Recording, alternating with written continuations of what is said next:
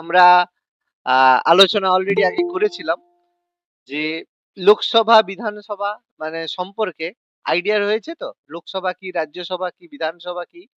আমি আগে আগে ক্লিয়ার করেছিলাম। প্রত্যেকের ঠিকঠাক প্রপার কনসেপ্ট আছে না কনসেপ্ট নেই? না আরেকবার বলিয়ে বুঝিয়ে দিতে হবে যে লোকসভা কি, রাজ্যসভা কি, বিধানসভা কি? মনে আছে না মনে নেই? স্যার বিধানসভাটা একটু বলে দিন। আচ্ছা, তাহলে একটু প্রথমে ছোট্ট করে আমি একটু বুঝিয়ে দিচ্ছি, তারপরে আমরা টপিকটায় ঢুকছি। আমাদের অনেক কিছু আজকে আলোচনার বিষয়বস্তু রয়েছে।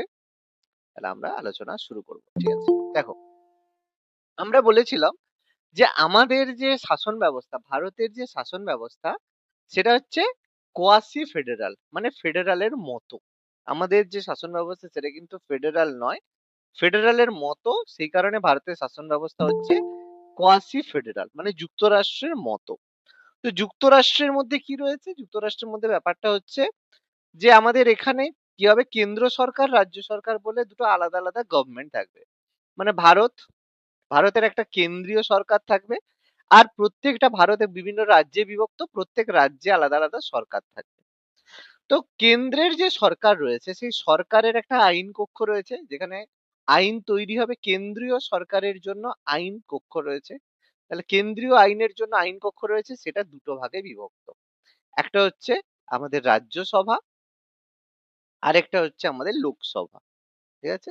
তাহলে লোকসভা রাজ্যসভা কি? এটা হচ্ছে কেন্দ্র সরকারের আইন কক্ষ, যেখানে কেন্দ্র সরকার আইন প্রণয়ন করে। আর রাজ্য সরকারের জন্য প্রত্যেকটা রাজ্য, সে রাজ্যেরও আইন কক্ষ রয়েছে।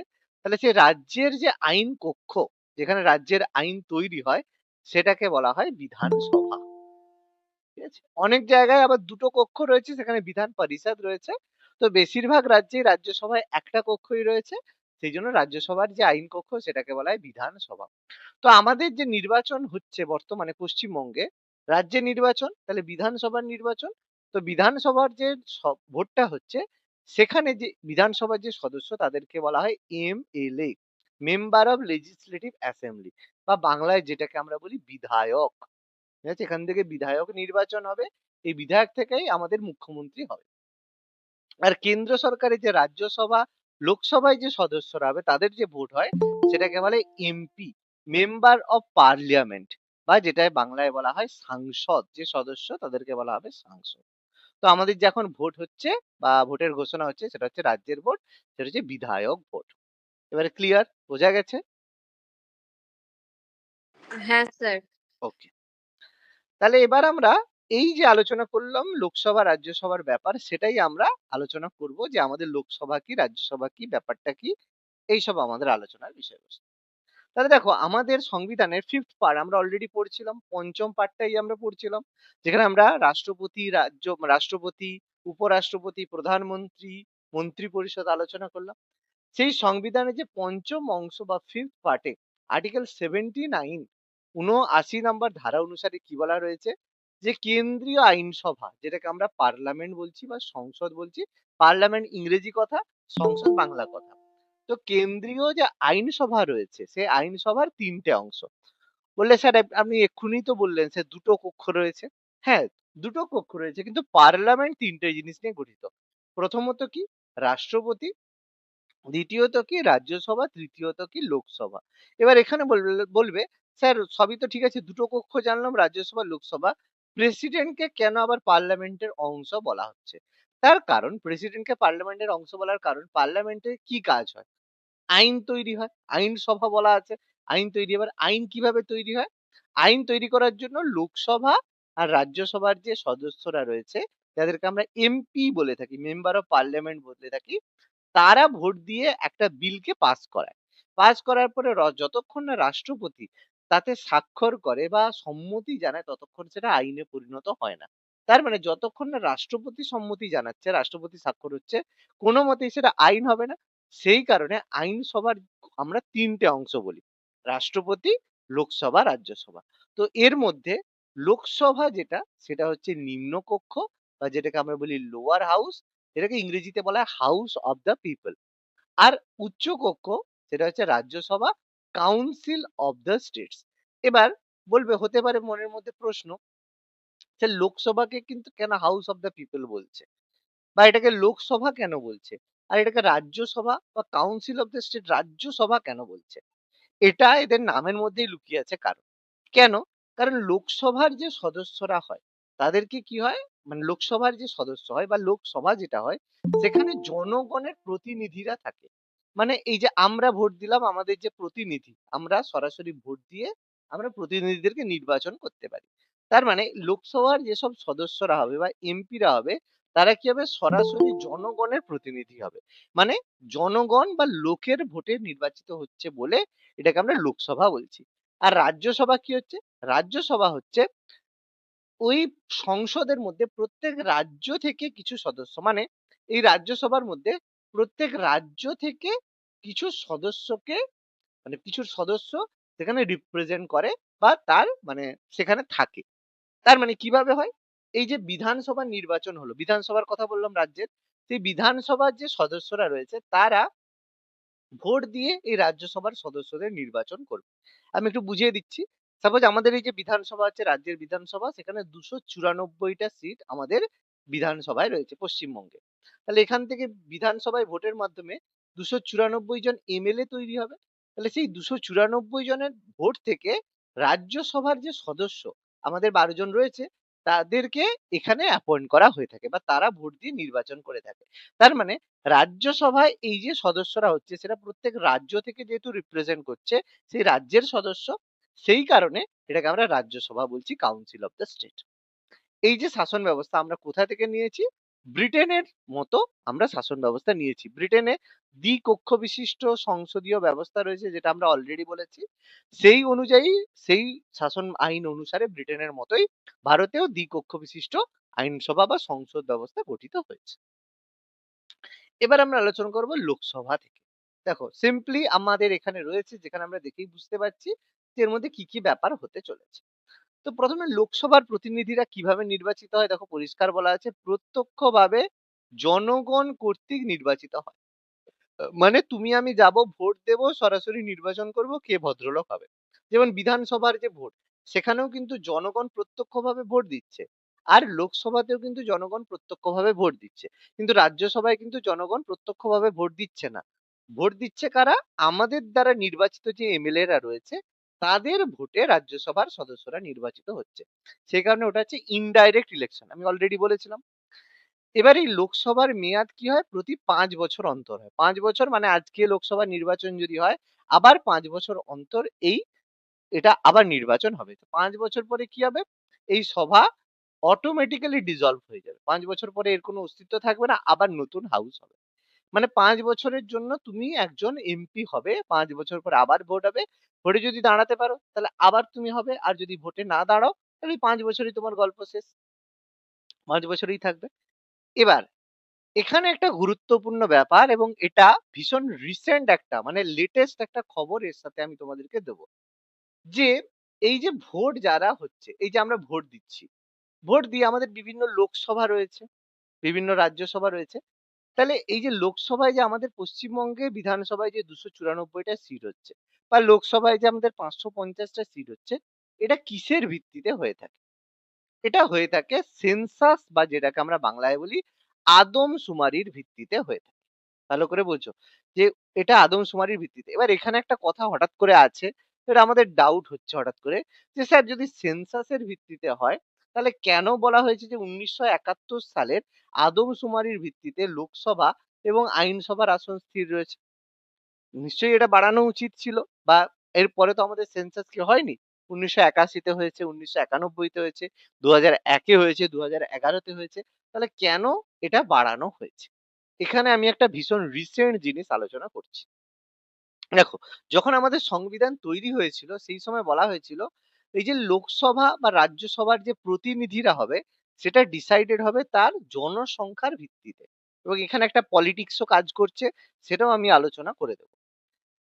কি হচ্ছে যে এই যে লোকসভার সিট সংখ্যা বা রাজ্যসভার বা বিধানসভার যে সিট সংখ্যা হচ্ছে, সেটা সেন্সাস বা জনগণনার ভিত্তিতে হয়ে থাকে। এবার কি হয় যে 1951 সালে একটা সেন্সাস হয়েছে। সেই সেন্সাসের ভিত্তিতে কি হয়েছে, সেই জনগণনার ভিত্তিতে 1952 সালে ইলেকশন হয়েছে। 1952 ইলেকশনটা 1951 সালে সেন্সাসের ডেটা অনুযায়ী হয়েছে। এরপর 1957 সালে ইলেকশন হয়েছে আবার 5 বছর পরে, সেটা 1951 সালের ডেটা অনুযায়ী। তারপর 1962 সালে যখন নির্বাচন হয়, তার আগে 1961 সালে সেন্সাস হয়েছে, তার অনুযায়ী 1962, 1967 সালে নির্বাচন হয়েছে। কেন? তার আগে সেন্সাসের ডেটা অনুযায়ী হচ্ছে। ফলে 1951 পরে 1951 পরে 1961 তে জনসংখ্যা বেড়েছে, সেই কারণে সিট সংখ্যাও বেড়েছে। এরপর আবার 1971 সালে সেন্সাস হয়েছে, সেই অনুযায়ী 1972 এ নির্বাচন হয়েছে, আবার 1976 এ নির্বাচন হয়েছে, 77 এ হয়েছিল ইলেকশন, আবার সেগুলো হয়েছে। তাহলে এইভাবে কিন্তু বারবার সেন্সাসের ভিত্তিতে হয়। বলবে তাহলে হঠাৎ করে 1971 সালটা কেন ফিক্সড হলো? 61 হতে পারতো, 51 হতে পারতো, 71 কেন ফিক্সড হলো? এই সময় কি হয়েছিল, প্রচুর পরিমাণে জনসংখ্যা বৃদ্ধি হচ্ছিল। যে মানুষ প্রচুর পরিমাণে, মানে আমাদের যে ভারতের জনসংখ্যা প্রচুর পরিমাণে বৃদ্ধি পাচ্ছিল। এবার যদি এত বৃদ্ধি বাড়তে থাকে, তাহলে আইনসভার তো প্রতিনিধি প্রচুর বাড়বে, প্রচুর বেড়ে যাবে। সেই কারণে ইন্দিরা গান্ধী কি করেছিল, 1974 সালে তার যখন ইলেকশনটা হয়েছিল, 1974 এর যে ইলেকশনটা করেছিলেন, নির্বাচনটা হয়েছিল, সেই নির্বাচনে তিনি কি করেছিলেন, তিনি বলেছিলেন যে 1971 সালের এটা অনুযায়ী ফিক্সড হবে, এবং 1976 সালে 1976 এ তিনি ফিক্সড করে দেন যে পরবর্তী 25 বছর এটা আর বাড়ানো যাবে না। 25 বছর এরপরে যা হবে সব 1971 সালের সেন্সাস অনুযায়ী হবে। কেন হবে? কারণ ভারতের জনসংখ্যা ক্রমবৃদ্ধিমান রয়েছে, এই কারণে বাড়া হয়নি। এবার সেখান থেকে 25 বছর যদি দেখা যায়, তাহলে হয়ে যাবে 2002 সাল। তাহলে 2002 সালে টার্ম শেষ হয়েছে। 2002 সালে অটল বিহারী বাজপেয়ী সরকার ছিল। অটল বিহারী বাজপেয়ী ছিলেন। তিনিও কি করেছিলেন, 25 বছরের জন্য আবার ফিক্সড করে দিয়েছেন যে এটা এর ভিত্তিতে বাড়ানো যাবে না। কেন? কারণ ভারতের জনসংখ্যা আরো ক্রমবর্ধমান রয়েছে। সেই কারণে তিনিও এটা ফিক্সড করেছেন। রিসেন্ট আমাদের বর্তমানে নরেন্দ্র মোদী, মানে বিজেপি সরকার, নতুন একটা বিল নিয়ে আসছেন, যেটা আমাদের 106 তম সংবিধান সংশোধন হতে পারে। কি আনতে চলেছে? অলরেডি আমাদের নতুন সংসদ ভবন তৈরি হয়ে গেছে, তোমরা অলরেডি জানো। সেই অনুযায়ী এবার ডেটাটা, আমাদের যে সংসদের সংখ্যা, সেটা ডিসাইড করা হচ্ছে 2011 সালের সেন্সাস অনুযায়ী। কেন? লাস্ট সেন্সাস আমাদের 2011 হয়েছে, তো 2011 সালের সেন্সাস অনুযায়ী আসন সংখ্যা বাড়ানোর বিল নিয়ে আসতে চলেছে। তার মানে এটা করতে গেলে অবশ্যই পার্লামেন্টে সংশোধন হবে। এবার এখানে প্রশ্নটা আসছে যে হ্যাঁ, হওয়াটা তো ভালো, তো এত যুগ জনসংখ্যা বেড়েছে, তাহলে জনসংখ্যা অনুযায়ী আমাদের রিপ্রেজেন্টেটিভ বা প্রতিনিধি হওয়াটা ভালো। কিন্তু এতে অনেক সমস্যা আছে। কি সমস্যা? যে যেমন যেসব রাজ্যের জনসংখ্যা অনিয়ন্ত্রিতভাবে বেড়ে গেছে, তাদের সিট সংখ্যা বেড়ে যাবে। আর যাদের জনসংখ্যা যারা কন্ট্রোল করে রেখেছে, তাদের সিট সংখ্যা বাড়বে না। ফলে কি হচ্ছে, উত্তরপ্রদেশে যেখানে 80টা সিট ছিল, জনসংখ্যা বাড়ার কারণে উত্তরপ্রদেশের সিট সংখ্যা এখন 96টা হয়ে যাবে, অনেক বেড়ে যাবে। বিহারের যেখানে সিট সংখ্যা 40 ছিল, সেটা বেড়ে 60টা হয়ে যাবে, কারণ জনসংখ্যা বেড়েছে। কিন্তু তামিলনাড়ু বলো, কেরল বলো, এগুলো তো ডেভেলপড হয়ে গেছে, তাদের সিট যেখানে 32টা সিট ছিল, সেটা বেড়ে মাত্র 36টা হচ্ছে। কেন? তাদের জনসংখ্যা বেশি বাড়েনি। তার মানে ব্যাপারটা এরকম হচ্ছে, যেসব দেশ, মানে যেসব রাজ্য নিজের জনসংখ্যাকে, মানে কন্ট্রোলে রেখেছে, তাদের তো সিট সংখ্যা বাড়ছে না। তাহলে শুধু জনসংখ্যার ভিত্তিতে যদি সিট বাড়িয়ে দেওয়া হয়, সেটা তো কি হচ্ছে, মানে মেনলি, মানে এটা বড় কথা, মেনলি যেসব, মানে যেসব জায়গা আনডেভেলপ, মানে কম উন্নত, সেই সব জায়গার ক্ষমতা বেড়ে যাচ্ছে। এটা বেসিক্যালি বিহার, উত্তরপ্রদেশ, মধ্যপ্রদেশ, এইসব জায়গার সিট সংখ্যা প্রচুর বাড়ছে। এতে লাভ কার হবে? অবশ্যই আমাদের বিজেপির লাভ হবে। কেন? কারণ এই রাজ্যগুলোর সরকার কে রয়েছে? বিজেপি রয়েছে। আর দক্ষিণ ভারতে তামিলনাড়ু বলো, কেরল বলো, ওখানে তো বিজেপির সিট কম, ওখানে সিট সংখ্যা বাড়বে না। তার মানে এরা এরপরে যা পার্লামেন্টে ডিসিশন নেবে, সেটাই হতে থাকবে। সেটাই হচ্ছে আমাদের সমস্যা। সেই নিয়ে বিলটা হতে চলেছে, কিন্তু এটা প্রচন্ড বেশি গন্ডগোল হবে। হুম?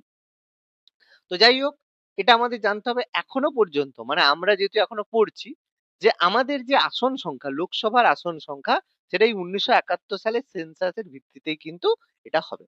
আর রাজ্যের আইনসভাও কিন্তু, রাজ্যে আইনসভার যে আসন সংখ্যা 294, এটাও কিন্তু এই সেন্সাস অনুযায়ী রয়েছে। এবার যদি আমাদের বিল পাস হয়ে যায়, তাহলে এটা পরিবর্তন হয়ে 2011 সালের সেন্সাস অনুযায়ী হবে। আমাদের লাস্ট সেন্সাস 2011 হয়েছে, পরেরটা 2021 হওয়ার কথা ছিল, হয়নি কেন? কোভিড এর কারণে পরের সেন্সাসটা হয়নি। ঠিক আছে? আচ্ছা, লোকসভার এখন সর্বাধিক আসন সংখ্যা 550টা সিট সংখ্যা রয়েছে। এর মধ্যে রাজ্য থেকে 530টা আর কেন্দ্রশাসিত অঞ্চল থেকে 20 জন মিলে 550 জন হচ্ছে। কিন্তু বর্তমানে সিট সংখ্যা এত, কিন্তু বর্তমানে মোট সদস্য সংখ্যা 543 জন রয়েছে। তোমাদেরই কেউ একজন আমাকে মনে হয় জিজ্ঞেস করেছিল আগে এই কথাটা। এটা মনে হ্যাঁ হচ্ছে স্যার, কেউ আমি জিজ্ঞেস করি। হ্যাঁ, কেউ একজন এটা আমাকে জিজ্ঞেস করেছিলে। তার জন্য এটা সুন্দরভাবে ক্লিয়ার বুঝে গেছো। যে আমাদের বাবু ফুল মার্কস রয়েছে 550। তার মধ্যে এতগুলো এখন রাজ্য থেকে 530 জন আসতে পারে, কেন্দ্রশাসিত অঞ্চল থেকে 20 জন আসতে পারে। মোট কিন্তু বর্তমানে 543 জন রয়েছে। ঠিক আছে? এবার এই যে 84তম সংবিধান সংশোধন, এই যে বললাম একটু আগে 84তম সংবিধান সংশোধন যেটা 2001 সালে হয়েছিল, তার মাধ্যমে এটাকে 2026 সাল পর্যন্ত অপরিবর্তিত থাকার কথা ঘোষণা করা হয়েছে। অটল বিহারী বাজপেয়ী সরকার করেছিল। এর আগে ইন্দিরা গান্ধী সরকার 76-এ করেছিল। আবার 25 বছর পরে 2001 সালে এটা আমাদের অটল বিহারী বাজপেয়ী সরকার এটা আবার করলো। বেশ সুন্দর ব্যাপার। এবার মোদিজি যদি চায় এটাকে অপরিবর্তিত রাখতে পারে, আবার এটাকে বাড়াতেও পারে। ঠিক আছে? এটা যেহেতু এন্ড হচ্ছে, এটা কিন্তু কোনো আনকনস্টিটিউশনাল ব্যাপার নয়। এটা সম্পূর্ণ সাংবিধানিক ব্যাপার। কিন্তু প্রত্যেকেরই একটা বুঝতেই পারছো যে কাজ করবে একটা পলিটিক্যাল এজেন্ডা থাকে, সেই জন্য ব্যাপার। এবার কে হতে পারে লোকসভার সদস্য? ন্যূনতম 25 বছর হতে হবে। তার মানে সবাই সবাই বেশিরভাগই হতে পারবে। 25 বছর হয়ে গেছে, চলো এমপি হয়ে যেতে পারো, কোনো অসুবিধা নেই। পরীক্ষায় প্রশ্ন আসে, প্রত্যেকটা লাইন থেকে প্রশ্ন আসে, খুবই গুরুত্বপূর্ণ। কত বছরের জন্য নির্বাচিত হয়, সর্বাধিক সদস্য সংখ্যা কত, কোন সংশোধনের মাধ্যমে অপরিবর্তিত, সব কিন্তু ইম্পর্টেন্ট। কত বয়স, লোকসভার রাজ্যসভার যে কার্যাবলী, যে কোনো যে কার্যাবলী হয় সেগুলো কিন্তু ইংরেজি এবং হিন্দি দুটো ভাষাতেই কিন্তু কার্যাবলী পরিচালনা হয়ে থাকে। ইংরেজি এবং হিন্দি দুটো ভাষাতেই হয়।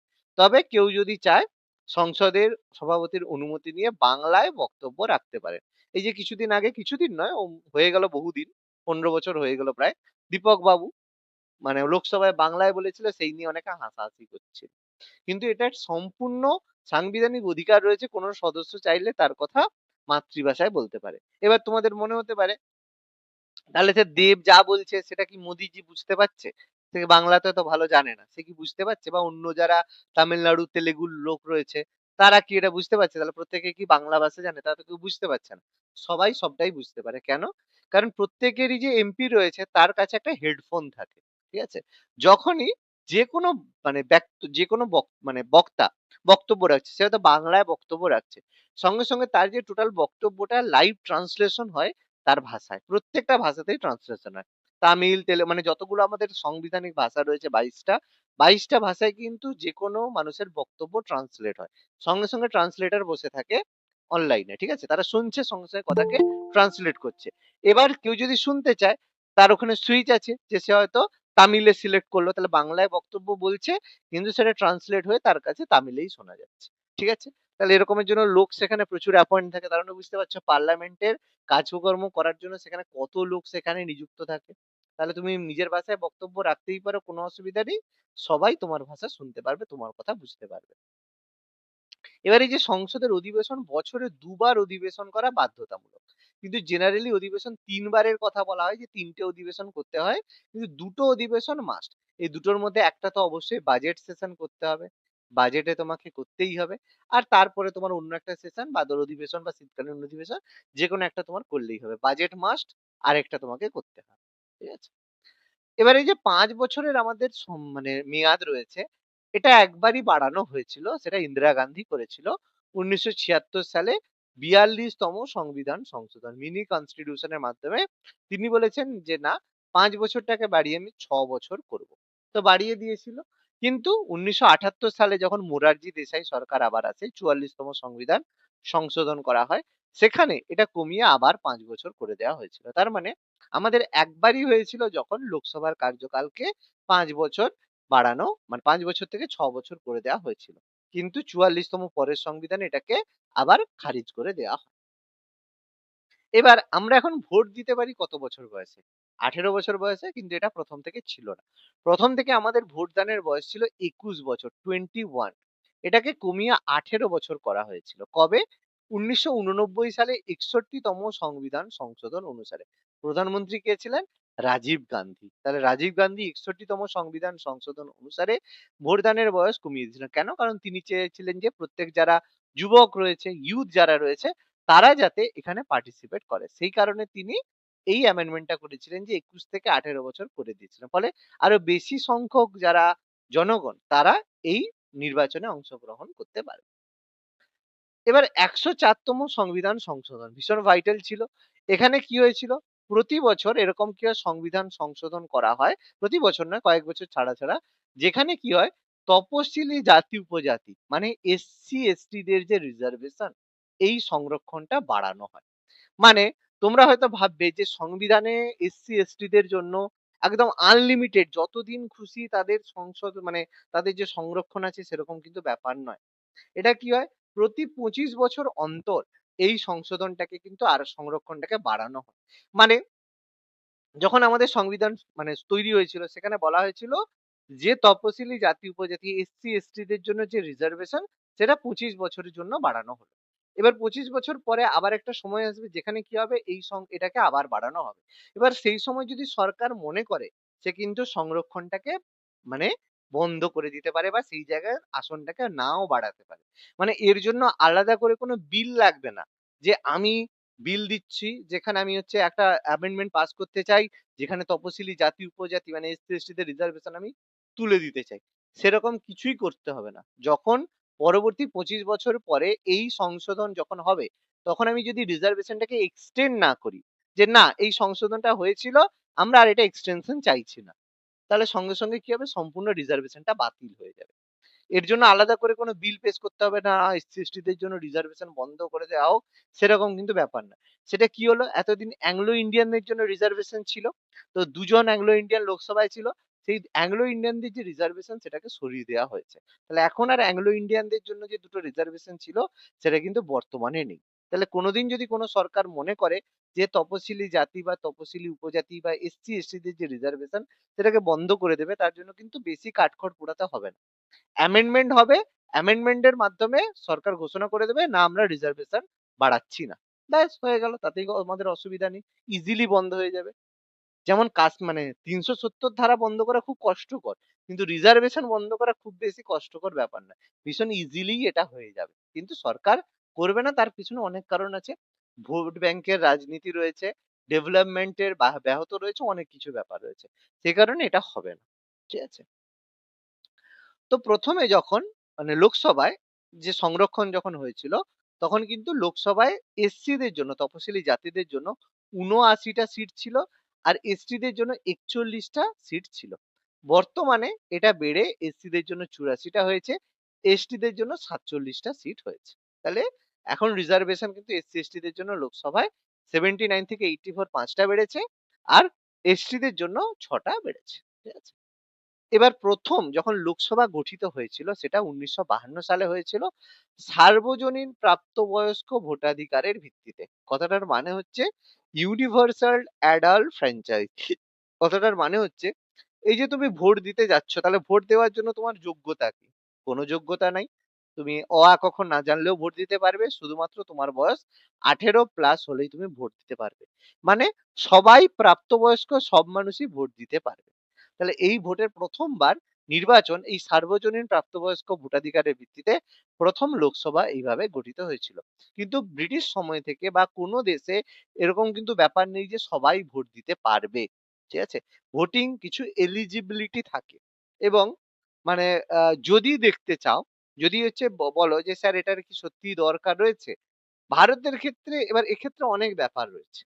যেমন আমি একটা আলোচনা তোমাদেরকেই জিজ্ঞাসা করছি যে ভোট দেওয়ার জন্য, ঠিক আছে? যারা ভোট দিচ্ছে এরকম আমি সঙ্গে আগেই জানিয়ে দিচ্ছি যে এটা বলবে না স্যার যারা দাঁড়াচ্ছে তাদেরও তো যোগ্যতার দরকার। আমি সেটার কথা একদমই আলোচনায় যাচ্ছি না। সেই আলোচনা চলতে গেলে অন্যদিকে চলে যাবে আলোচনা। আমি তোমাদের কাছে যেটা জানতে চাইছি সেটা তোমরা তোমাদের মতামত বলবে যে যারা ভোটার মানে যারা ভোট দিচ্ছে ১৮ প্লাস হলেই তারা ভোট দিতে পারবে? না কোনো শিক্ষাগত যোগ্যতা দরকার যার ভিত্তিতে তারা ভোট দিতে পারবে? হওয়া উচিত।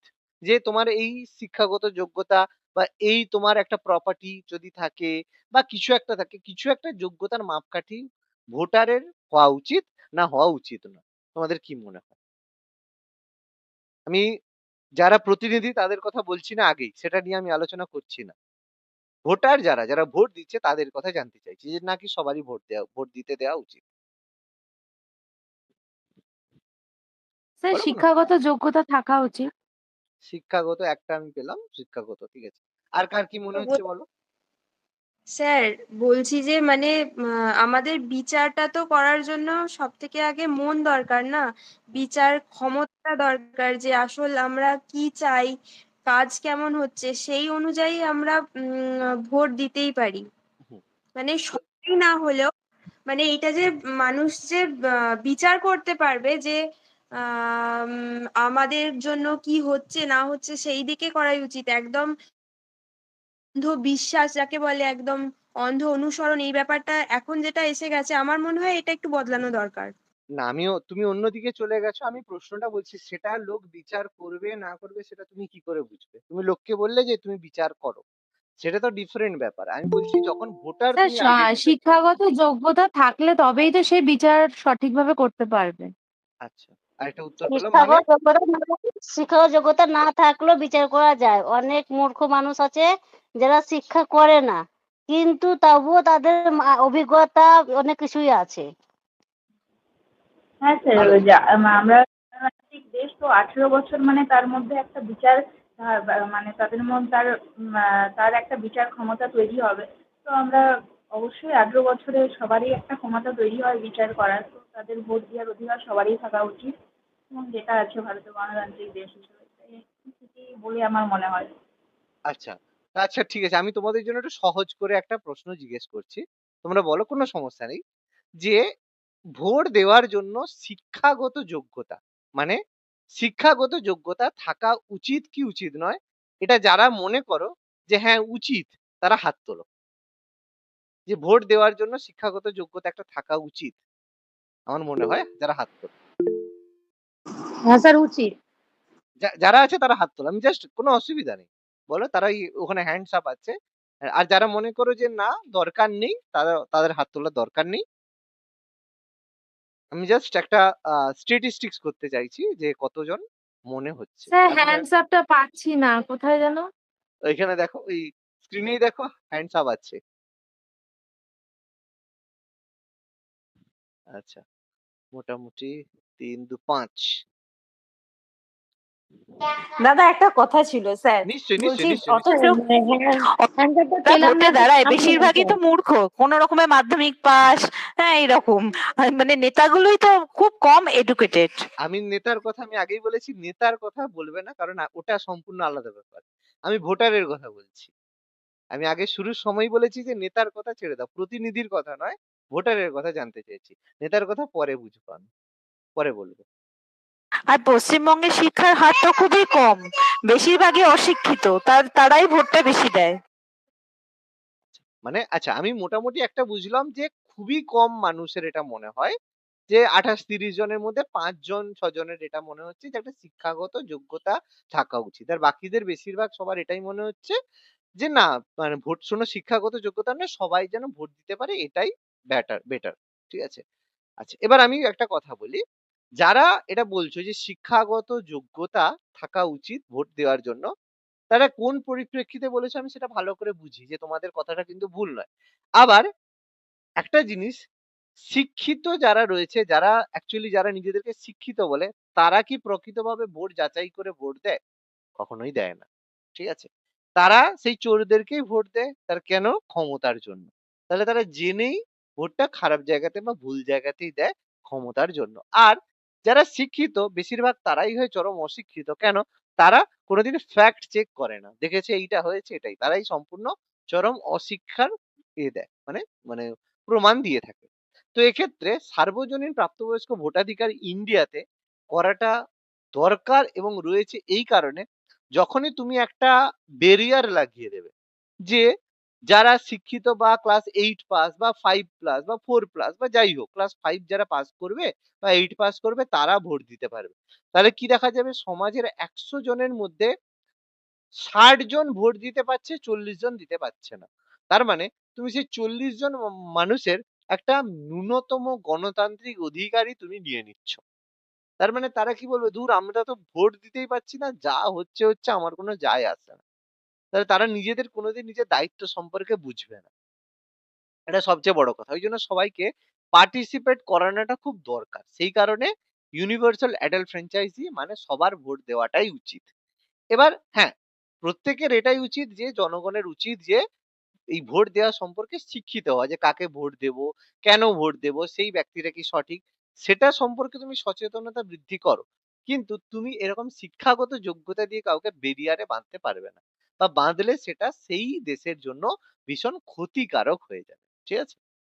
তোমাদের আরেকটা ফ্যাক্ট বলি, যেটা তোমাদের বললে তোমরা বলবে যে হ্যাঁ স্যার এটা হওয়া উচিত, তারপরে আমি আর একটা তোমাদের সঙ্গে ফ্যাক্ট আলোচনা করব। ওই জন্য আমি বললাম আমার ক্লাসে যে তোমরা যতটা পড়বে, আচ্ছা হাত নামিয়ে নাও, হাত ব্যথা করবে। যাই হোক, এখানে তো আর হাত ব্যথার কোনো ব্যাপার নেই। আচ্ছা যাই হোক, তবুও কোনো অসুবিধা নেই। এবার তোমাদের আমি আরেকটা প্রশ্ন করি, যে আহ ইন্ডিয়ায়, ভারতে কি ওয়ান চাইল্ড বা টু চাইল্ড পলিসি ইন্ডিয়ার অ্যাডপ্ট করা উচিত কি উচিত নয়? স্যার, টু চাইল্ডটা করাই উচিত। ওয়ান চাইল্ড অনেকের তো যায় প্রথমে, এইটার ক্ষেত্রে অনেকটা সমস্যা হয়। তাই টুইন ব্যাপারটা রাখা আমার মনে হয় উচিত। মানে দুটো যে টু চাইল্ড পলিসি যেটা বলছেন, এটা থাকা উচিত বলে মনে হচ্ছে। আচ্ছা, বাকিদের কি মনে হয় যে এরকম কোনো পলিসি থাকা উচিত কি উচিত নয়? হ্যাঁ, টু চাইল্ড হ্যাঁ, টু অবশ্যই দরকার। চাইল্ড পলিসি থাকা উচিত। স্যার টু উচিত। চাইল্ড পলিসি থাকা উচিত। ওকে, আচ্ছা, তো যেহেতু এত জনসংখ্যা বৃদ্ধি হচ্ছে ভারতের, তো ওকে, কিছুটা তো কমানো উচিত এটা আচ্ছা। এখানে। আর ওয়ান চাইল্ড পলিসি হলে জনসংখ্যা তো প্রচুর বেড়ে গেছে।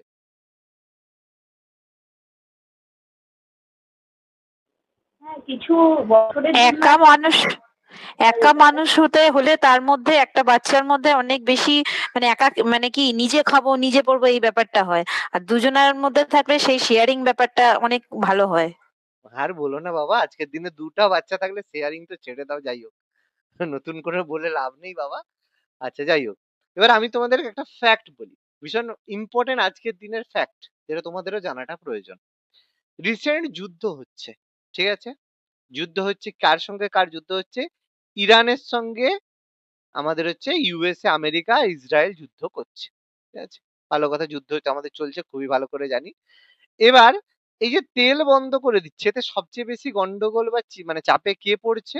চায়না পড়ছে। ঠিক আছে? চায়না আমাদের সবচেয়ে বেশি সমস্যায় পড়ছে। ইন্ডিয়া পড়ছে, কিন্তু ইন্ডিয়া রাশিয়া থেকে নিয়ে নিচ্ছে, কিন্তু চায়না বেশি সমস্যায় পড়ছে। কারণ চায়নার ম্যাক্সিমাম তেল ইরান থেকে আসে।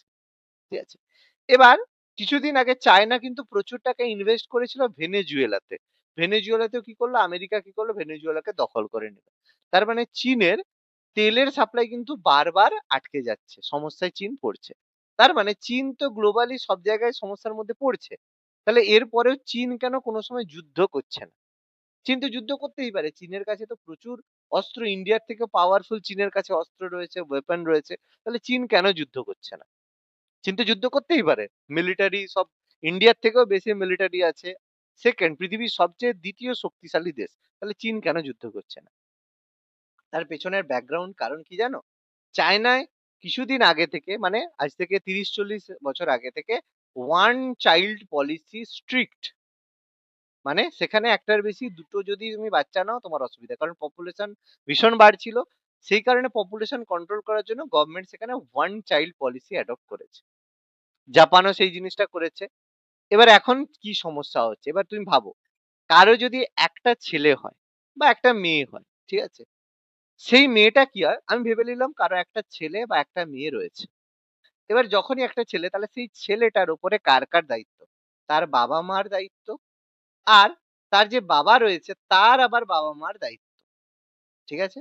আর নিজের ওয়াইফ তো আছেই। তাহলে কতজনের দায়িত্ব তার উপরে হচ্ছে?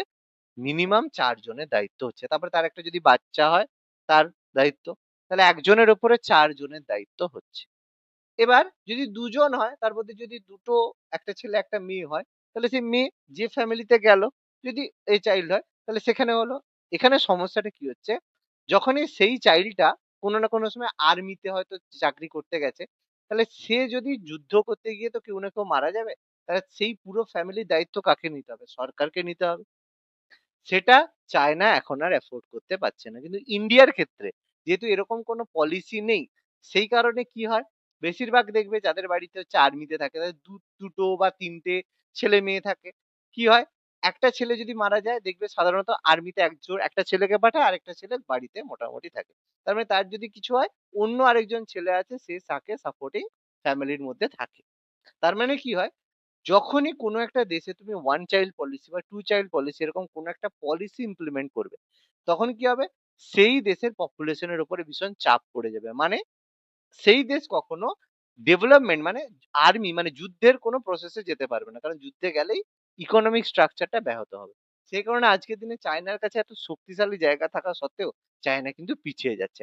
ইন্ডিয়াতে তুমি যদি মনে করো ইন্ডিয়ার পপুলেশনটা অনেক পপুলেশনের জন্য ইন্ডিয়ার ডেভেলপমেন্ট ব্যাহত হচ্ছে, তার মানে তুমি মানে অ্যাকচুয়াল জায়গা থেকে অনেক দূরে আছো। কেন? কারণ ইন্ডিয়ার পপুলেশন কখনোই ইন্ডিয়ার প্রবলেম নয়। এটা ইন্ডিয়ার স্ট্রেংথ। কেন? যখনই কোনো জায়গায় তুমি পপুলেশনকে কন্ট্রোল করবে না, তাতে লাভটা কি হবে? লাভটা এটাই হচ্ছে যে যখনই কন্ট্রোল হচ্ছে না, তাহলে একটা দেশে যখন প্রচুর জনগণ আসছে, তাহলে প্রত্যেকে কি করছে? নিজের কোনো না কোনো একটা ব্যবসা করে যে যার একটা খেয়ে নিচ্ছে।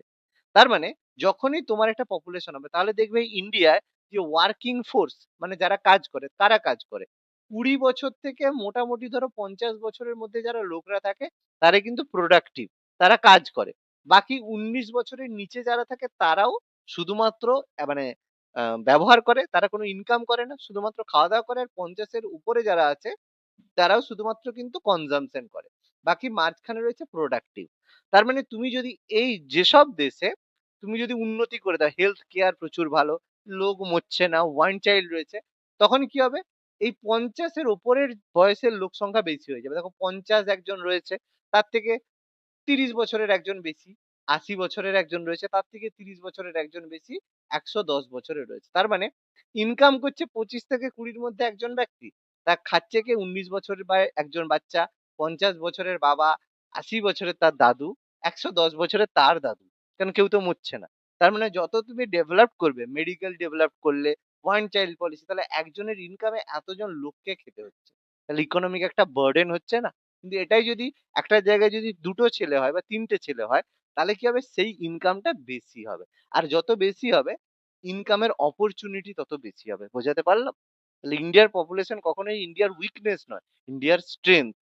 ক্লিয়ার হলো না হলো না?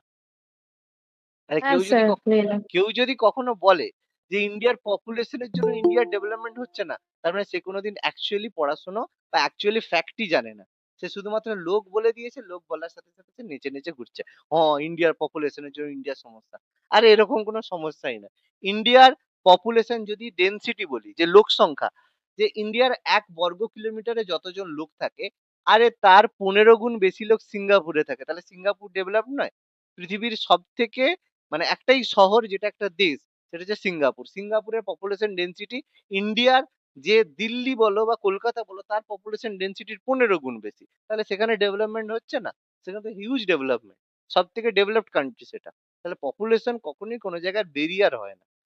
বেরিয়ার হয় অপরচুনিটি। যত তুমি ইনফ্রাস্ট্রাকচার বাড়াবে, অপরচুনিটি বাড়াবে, তত ইকোনমি গ্রো করবে। পপুলেশন কখনো বার্ডেন নয়। ঠিক আছে? এটা আমাদের বুঝতে হবে। কেউ যদি বলে তার সাথে সঠিকভাবে আলোচনা করবে যে বাবা এটা কোনো গন্ডগোল নয়। হ্যাঁ? It's our strength. এই কারণে ইন্ডিয়া বা আফ্রিকা এরা কিন্তু ডেভেলপ করতে পারে। এই কারণে জাপান আজকের দিনে মানে ইকোনমিক্যালি উইক হয়ে যাচ্ছে একটাই কারণে। চায়না আজকের দিনে উইক হয়ে যাচ্ছে পপুলেশন কন্ট্রোল করতে গিয়ে। ইন্ডিয়া আজকের দিনে পপুলেশন কন্ট্রোল না করেও ডেভেলপিং হয়ে রয়ে গেছে। মানে ডেভেলপ করছে। ঠিক আছে? এটা আমাদের বুঝতে হবে। বলে দিলেই হবে না, ফ্যাক্ট চেক করতে হবে। ওকে? লোকসভা বুঝলাম। এবার রাজ্যসভা। রাজ্যসভার সদস্য সংখ্যা সর্বাধিক 250 জন হতে পারে। এর মধ্যে রাজ্য থেকে আসবে 238 জন আর কেন্দ্রশাসিত অঞ্চল থেকে আসবে রাজ্য আর কেন্দ্রশাসিত অঞ্চল থেকে মিলিয়ে আসবে 238 জন। যারা কি হবে?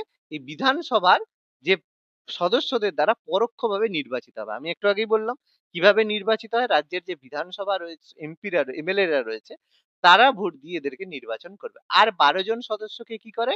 রাষ্ট্রপতি মনোনীত করে বিভিন্ন ক্ষেত্র থেকে। শিল্প, সাহিত্য, বিজ্ঞান, সমাজসেবা থেকে।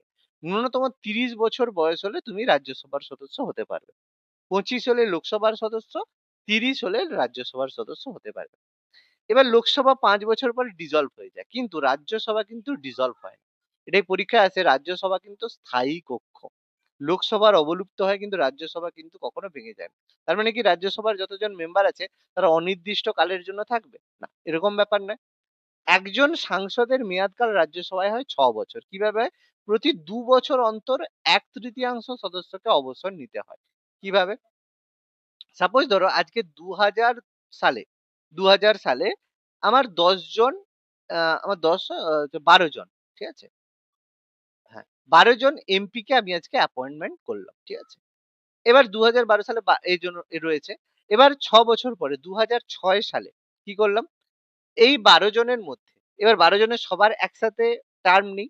এর মধ্যে প্রতি 2 বছর অন্তর, মানে কি করলাম? 2002 সালে এই 12 জনের মধ্য থেকে 1/3 মানে 4 জনকে আমি অবসর করে দিলাম। তাহলে 8 জন রইলো।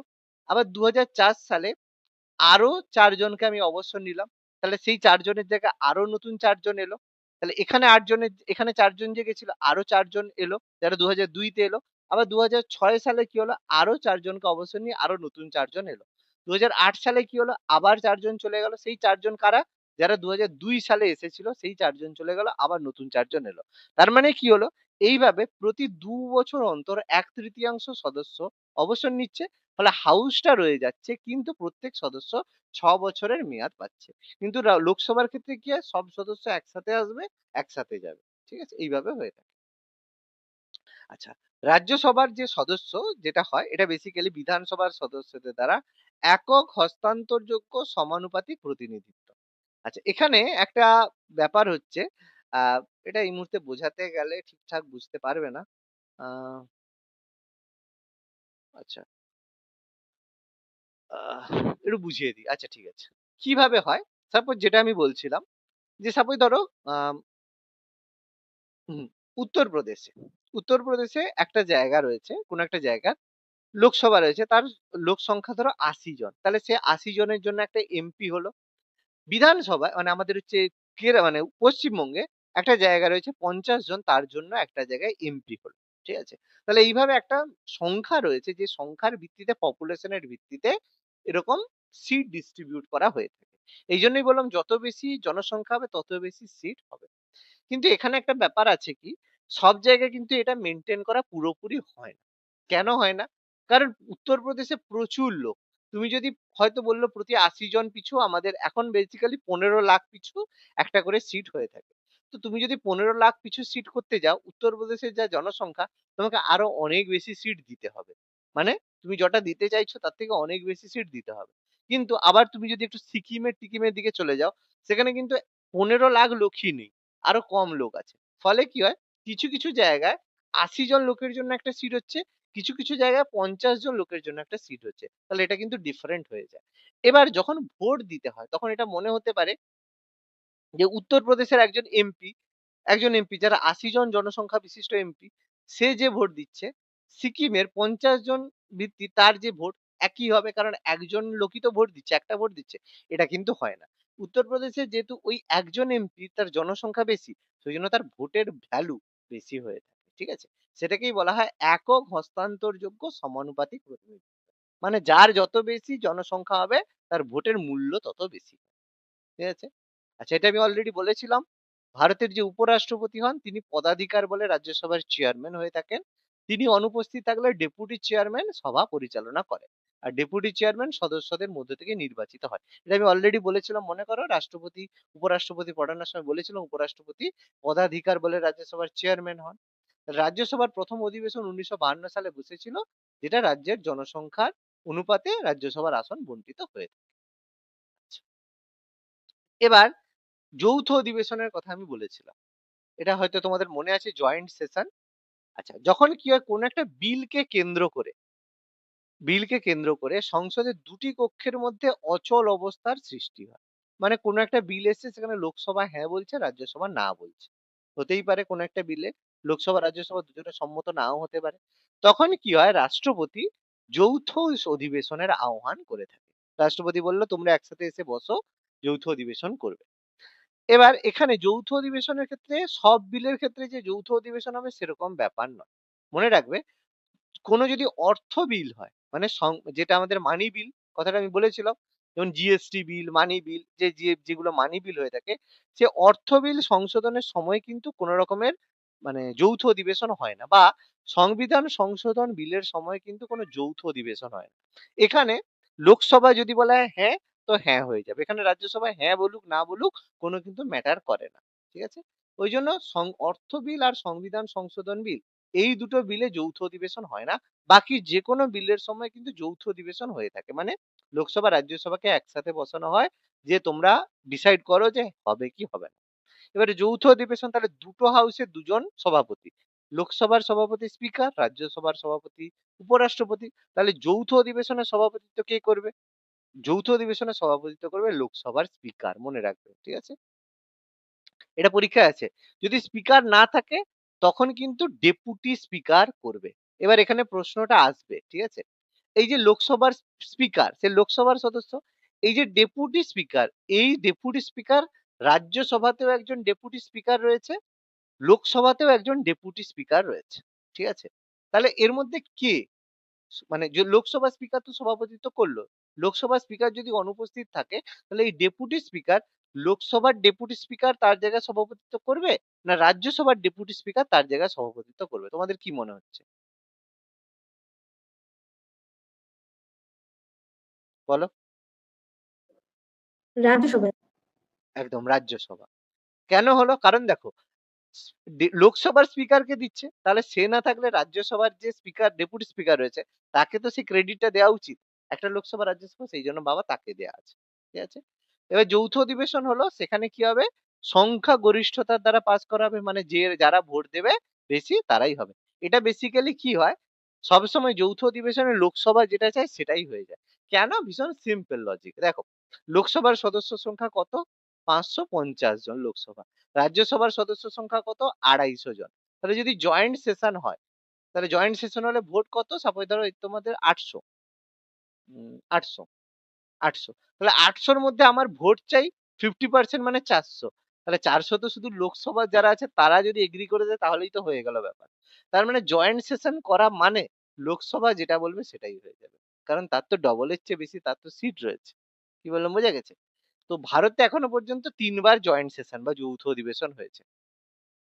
পণ প্রথা নিষিদ্ধকরণ বিল, ডাউরি প্রহিবিশন অ্যাক্ট 1960, মানে বুঝতে পারছো, যাই হোক। ব্যাংকিং সার্ভিস বিল, যেটা 1977 সালে হয়েছিল, এটা ব্যাংক ওই যে ন্যাশনালাইজেশনের সেকেন্ড ফেজে ছিল। আর সন্ত্রাসবাদ বিরোধী বিল, প্রিভেনশন অফ টেররিস্ট বিল। মানে ভাবো, কারো যদি মনের মধ্যে 1% ও কংগ্রেসের জন্য একটু সিম্প্যাথি থাকে যে না স্যার বিজেপি ভালো নয়, কংগ্রেস ভালো, কারো মনের মধ্যে 1% থাকতে পারে, তাদেরকে বলবো শুধু এই বিলটা সম্পর্কে একটু পড়ে নেবে। আমার কাছে পড়তে হবে না যে স্যার একটু এই কথা কংগ্রেসকে পছন্দ করে না, আমি একটু স্যারের কথা শুনবো না। ঠিক আছে? তাহলে আমার কথা শুনতে হবে না, একটু ইন্টারনেট থেকে ঘেঁটে দেখে নেবে প্রিভেনশন অফ টেররিজম বিল ব্যাপারটা কি 2002 সালে হয়েছিল। 2002 সালে সন্ত্রাসবাদী হামলা হয়েছিল পার্লামেন্ট সংসদে, আমরা জানো। তো তারপরে কি হয়েছিল? তারপরে এই সংসদ মানে টেররিজমটাকে আটকানোর জন্য অটল বিহারী বাজপেয়ী সরকার একটা বিল এনেছিল, যার মাধ্যমে পাকিস্তানকে আটকানোর জন্য, যাতে পাকিস্তান ভারতের টেররিস্ট অ্যাক্টিভিটি না করে, সেই জন্য বর্ডারে তাদেরকে পাকিস্তানি যারা আসছে তাদেরকে চেকিং থেকে শুরু করে সবকিছু জোরদার করা, বা সেই আন্ডারে কিছু বিল পাস করার কথা বলেছিল, প্রিভেনশন অফ টেররিজম বিল। তাহলে বিজেপি এটা করেছে। তাহলে সেখানে একটা কংগ্রেসের মতো দেশের কংগ্রেসের পার্টির কি করা উচিত? আরে সেটা তো পলিটিক্স খেলছে না, নিজেদের দেশের মানে মানে কি বলবো নিরাপত্তা সংক্রান্ত, সেখানে কংগ্রেস বিরোধিতা করছে না, এরকম কোনো বিল করা যাবে না। তো 2002 সালে এটা পাস হলো যৌথ অধিবেশনের পরে, কংগ্রেস সরকার 2004 সালে এলো, এসে আগে এটাকে বাতিল করলো। তার মানে কারো যদি 1% ও মনে হয় যে কংগ্রেসকে না কংগ্রেস ভালো, একটু ভোট দিতে পারবে, তাহলে এইসব জিনিসগুলো একটু লক্ষ্য করবে। যেটা এতটাই মানে কি বলবো নিকৃষ্ট একটা দল, নিকৃষ্টতম একটা দল যারা এরকম জিনিস করে। আরো একাধিক জিনিস আছে, নতুন কিছু বলছি না, শাহবানো কেস থেকে শুরু করে প্রচুর জিনিস আছে। মানে কেউ যদি বলে যে না সেকুলার কংগ্রেস, কি বলবো, নতুন ফ্যাক্টের পর ফ্যাক্ট আমি বসে এখানে বলে বলে মানে এখানে বলতে থাকবো, তোমরা শুধু ভাববে যে স্যার এইসবও হয়, এইসবও হয়, আমরা তো কিছু জানি না। জানো না বলেই তো ব্যাপার, কি করবে বলো? ঠিক আছে, তো এটাই আমাদের দুর্ভাগ্য। তো তারপরে সংসদের ক্ষমতা, পার্লামেন্টে যদি থাকো সংসদের কিছু ক্ষমতা রয়েছে, কি কি? যে কেন্দ্রীয় এবং যুগ্ম তালিকাভুক্ত, আমরা বলেছিলাম আমাদের যে তিনটে তালিকা রয়েছে, কেন্দ্র তালিকা, রাজ্য তালিকা, যুগ্ম তালিকা।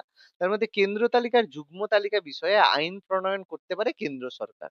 তবে কিছু কিছু ক্ষেত্রে আবার রাজ্য তালিকাভুক্ত বিষয়েও কিন্তু কেন্দ্র সরকার আইন প্রণয়ন করতে পারে। দেখো, কেন্দ্রীয় তালিকায় কেন্দ্র সরকার ক্ষমতা করবে, রাজ্য তালিকায় রাজ্য করবে, আর যুগ্ম তালিকায় দুজনে মিলে করবে। কেন্দ্র সরকার যদি কোনো সময় মনে করে সে কেন্দ্র তালিকায় তো করবেই, যুগ্ম তালিকাতেও করবে, রাজ্য তালিকাতেও চাইলে করতে পারে। তবে তার জন্য একটা বিশেষ ব্যবস্থা রয়েছে, সেটা আমি আলোচনা করব না। কিন্তু জেনারেলি রাজ্য সরকার যদি কেন্দ্র সরকার মনে করে, রাজ্য তালিকাভুক্ত বিষয়েও আইন প্রণয়ন করে দিতে পারে, মানে রাজ্যতেও সে হস্তক্ষেপ করতে পারে। তার মানে ইউনিটারি ফেডারেশন, একদম ইউনিটারি গভর্নমেন্ট কিন্তু রাজ্য সরকার। ওই জন্য রাজ্য সরকারের, সরি, কেন্দ্র সরকারের হাতে কিন্তু প্রচুর পাওয়ার রয়েছে। সে চাইলে পাওয়ার দেখাতে পারে, কিন্তু বেশিরভাগ ক্ষেত্রে সরকার দেখায় না। ঠিক আছে, এবার অর্ডিন্যান্সের কথা বলেছি। অর্ডিন্যান্স আগে বুঝিয়েছিলাম, সংসদের অধিবেশন বন্ধ থাকলে রাষ্ট্রপতি কি করে, অর্ডিন্যান্স জারি করতে পারে, সেটা সংসদে অনুমোদিত হতে হবে। তাহলে সংসদের কাজ কি? দেশের শাসন বিভাগকে নিয়ন্ত্রণ করা, আইন করা সংসদের কাজ। মন্ত্রিসভা গঠন করা, গুরুত্বপূর্ণ কাজ। মন্ত্রিসভার সমস্ত কাজের জন্য লোকসভার কাছে দায়িত্বশীল থাকা। এটা আমাকে কেউ একজন বোঝাও যে মন্ত্রিসভা তার সমস্ত কাজের জন্য লোকসভার প্রতি দায়িত্বশীল থাকে। কেউ একজন বোঝাও তো, আমি বুঝিয়েছিলাম। কেউ আমাকে এই পয়েন্টটা একটু বুঝিয়ে দাও, কি বুঝিয়েছিল? মন্ত্রিসভা তার কাজের জন্য লোকসভার কাছে দায়িত্বশীল থাকে, মানে এটা কি বলেছিলাম? আগে বুঝিয়েছিলাম, দেখি। সোনালী, জয়িতা, বলে বুঝিয়েছিলাম তো। রোহিতা বলো, বাবাই বাবাই বলো, ছেলের কাছে শুনবো, দেখি।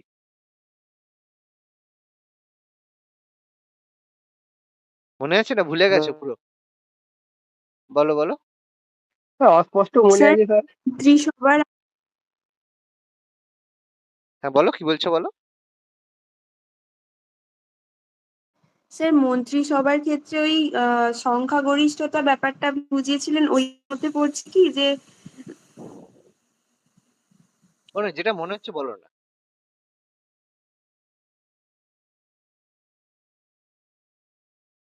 আচ্ছা, আমি বলেছি, বলো, কে বলবে? আচ্ছা, আমি বলেছিলাম যে কোনো মন্ত্রীর বিরুদ্ধে যদি অনাস্থা প্রস্তাব পেশ হয়, তাহলে তার জন্য সমস্ত মন্ত্রিসভাকে পদত্যাগ করতে হয়। মনে পড়েছে কথাটা বলেছিলাম? নো কনফিডেন্স মোশন যদি হ্যাঁ কারো স্যার। বিরুদ্ধে হয়, তার মানে এই কথাটা মানে হ্যাঁ কি? স্যার।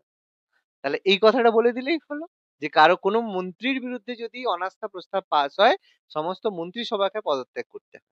তাহলে তার কাজের জন্য লোকসভার কাছে দায়িত্বশীল থাকলো, এটা বললেই হয়।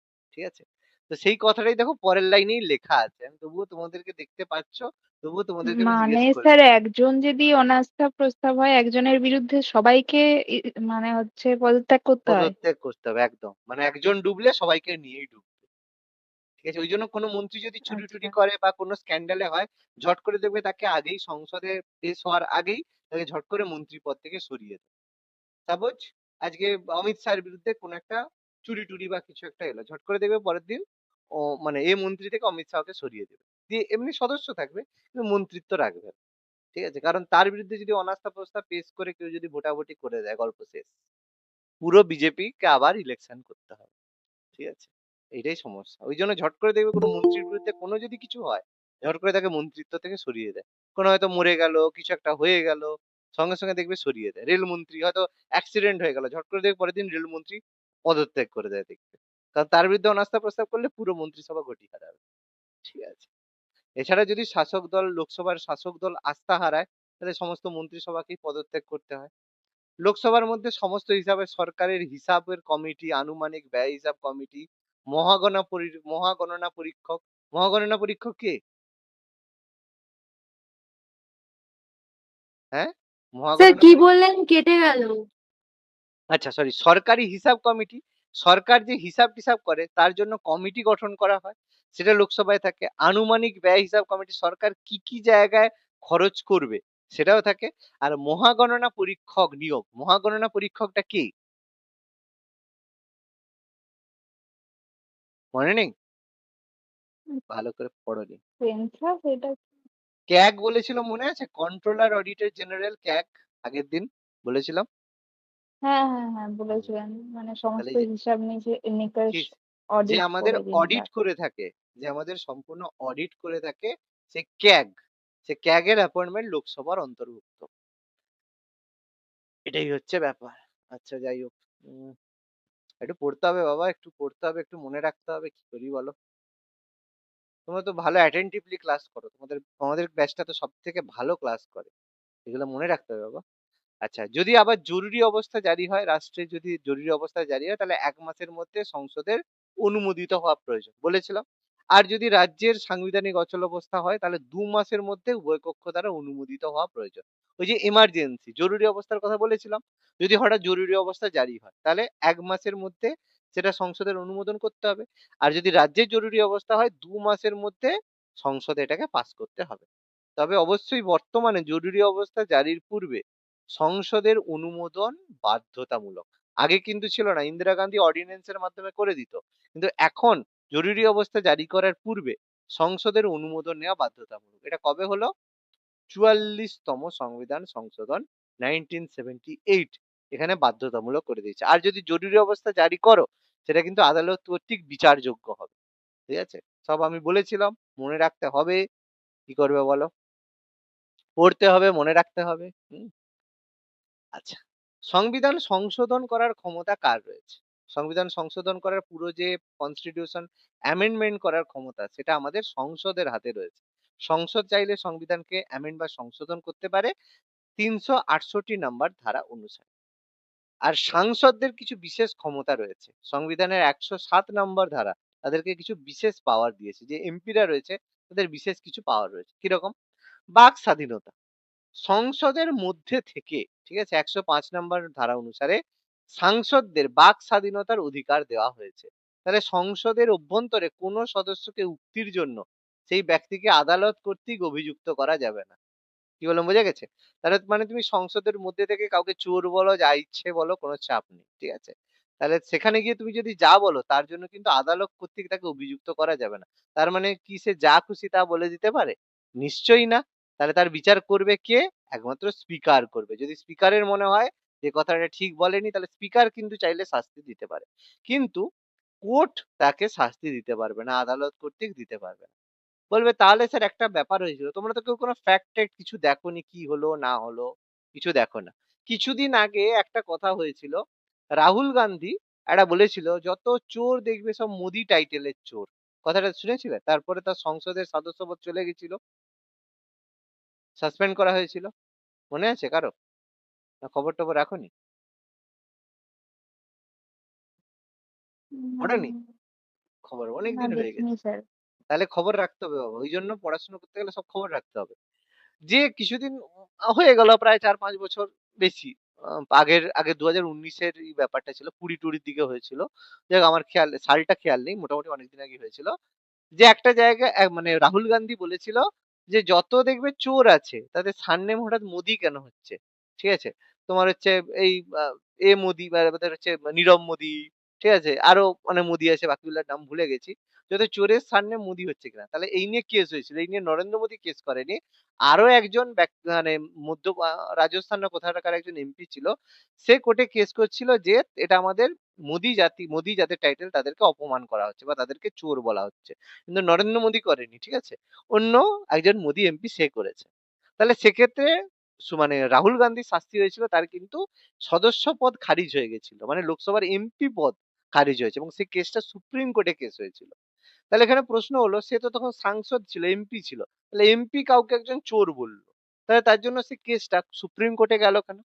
তার কারণ হচ্ছে সে বক্তব্যটা সংসদে বলেনি, একটা জনসভায় গিয়ে বলেছিল। কোনো একটা প্যারেড হচ্ছিল, একটা মানে কি একটা বাইরের বক্তৃতা হচ্ছে, সেখানে গিয়ে বলছে। কিন্তু সে ওই কথাটা যদি সংসদের মধ্যে বলতো, তাহলে কিন্তু কিছু হতো না, তাহলে কোর্টে কিন্তু কেসটা যেত না। ঠিক আছে? এটাই হচ্ছে ব্যাপার। তো মাথায় রাখবে যে কোর্টের মধ্যে, সংসদের মধ্যের কোনো উক্তির জন্য কোর্টে যাওয়া যাবে না। ঠিক আছে? গ্রেপ্তার হওয়ার ক্ষেত্রে ছাড়। সংসদের যখন অধিবেশন চলছে, চলতে চলতে কোনো ব্যক্তিকে দেওয়ানি মামলায় গ্রেপ্তার করা যাবে না। দেওয়ানি মামলা মানে জমি জায়গা টাকা পয়সা যদি চুরি টুরি করে দেওয়ানি মামলায় গ্রেপ্তার করা যাবে না। মানে করতে গেলে স্পিকারের অনুমতি লাগবে। তবে ফৌজদারি কেস যদি হয় বা নির্বর্তনমূলক আইন হয় তখন কিন্তু অ্যারেস্ট করা যাবে। এবার আমাকে একটু বলো দেখি বাবা, নির্বর্তনমূলক আইন মানে কিসের কথা বলা হচ্ছে? কি নির্বর্তনমূলক আইন কি? নিবর্তনমূলক আইন ফৌজদারি তো বুঝে গেছি, ক্রিমিনাল কেস যেগুলো মার্ডার রেপ এগুলো ফৌজদারির মধ্যে পড়ছে। দেওয়ানি মানে টাকা চুরি হ্যান ত্যান।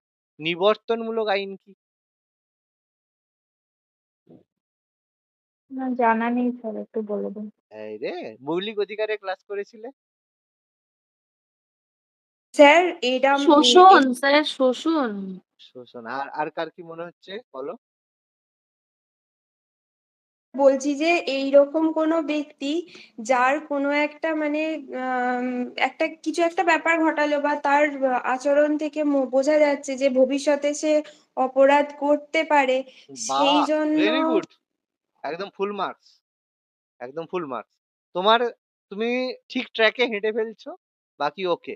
এবার আমি পুরোটা ক্লিয়ার করে দিচ্ছি। দেখো আমি এতজনের মধ্যে শুধু একজনের কাছে উত্তর পেলাম। তুমি একদম ঠিক বলেছো, কিন্তু এখানের ক্ষেত্রে একটু আলাদা। কিন্তু তুমি যে কথাটা বলেছো একদম ঠিক বলেছো। নির্বর্তনমূলক প্রিভেন্টিভ ডিটেনশন আর প্রিভেন্টিভ মানে একটা বলেছিলাম যে দোষ করার পূর্বে তাকে আটকানো আর দোষ করতে পারে সেই সন্দেহে আটকানো। এখানে নিবর্তনমূলক আইন মানে কোনো একজন এমপি কে মনে হলো সেই ব্যক্তি কোনো টেররিস্ট অ্যাক্টিভিটির সাথে যুক্ত, মানে কোনো হয়তো সন্ত্রাসবাদী বিরোধী কাজ করছে, পাকিস্তানের সাথে কোনো রকমের করছে, আমার সন্দেহ হচ্ছে, তখন আমি সেই ব্যক্তিকে অ্যারেস্ট করে নিলাম। ঠিক আছে? তাহলে নিবর্তনমূলক আইনে বা সে আমাদের ইন্ডিয়ার ডিফেন্সের জন্য বা প্রতিরক্ষার জন্য ডেঞ্জার, কোনো একটা এমপি কে মনে হলো, তাকে কিন্তু তুলে নিয়ে পুলিশ চলে যাবে। ঠিক আছে? সেখানে কিন্তু প্রযোজ্য নয়, সেখানে কিন্তু স্পিকার টিকার কাউকে লাগবে না। আর তুমি নিবর্তনমূলক যেটা বললে একদম ঠিক, যেটা আমি বুঝিয়েছিলাম একদম সঠিকভাবে বললে। এরকম কিন্তু বাকিদের কাছে এরকম উত্তর চাই। ঠিক আছে? পরীক্ষার সময় কিন্তু এগুলোই কাজে লাগবে। এটা হয়ে যাওয়ার পরে আমি দুটো ক্লাস মতো করাবো, যেখানে পার্ট 4 মানে 5 এর উপরে আমি এমসিকিউ আলোচনা করব। সবাই পড়ে রাখবে, আমি বলে দেবো, অবশ্যই আগে থেকে বলে দেবো। পড়ে রাখবে, আমরা কিন্তু আলোচনা করব। এমসিকিউ আলোচনা করতে করতে অনেক কিছু ক্লিয়ার হবে। হুম?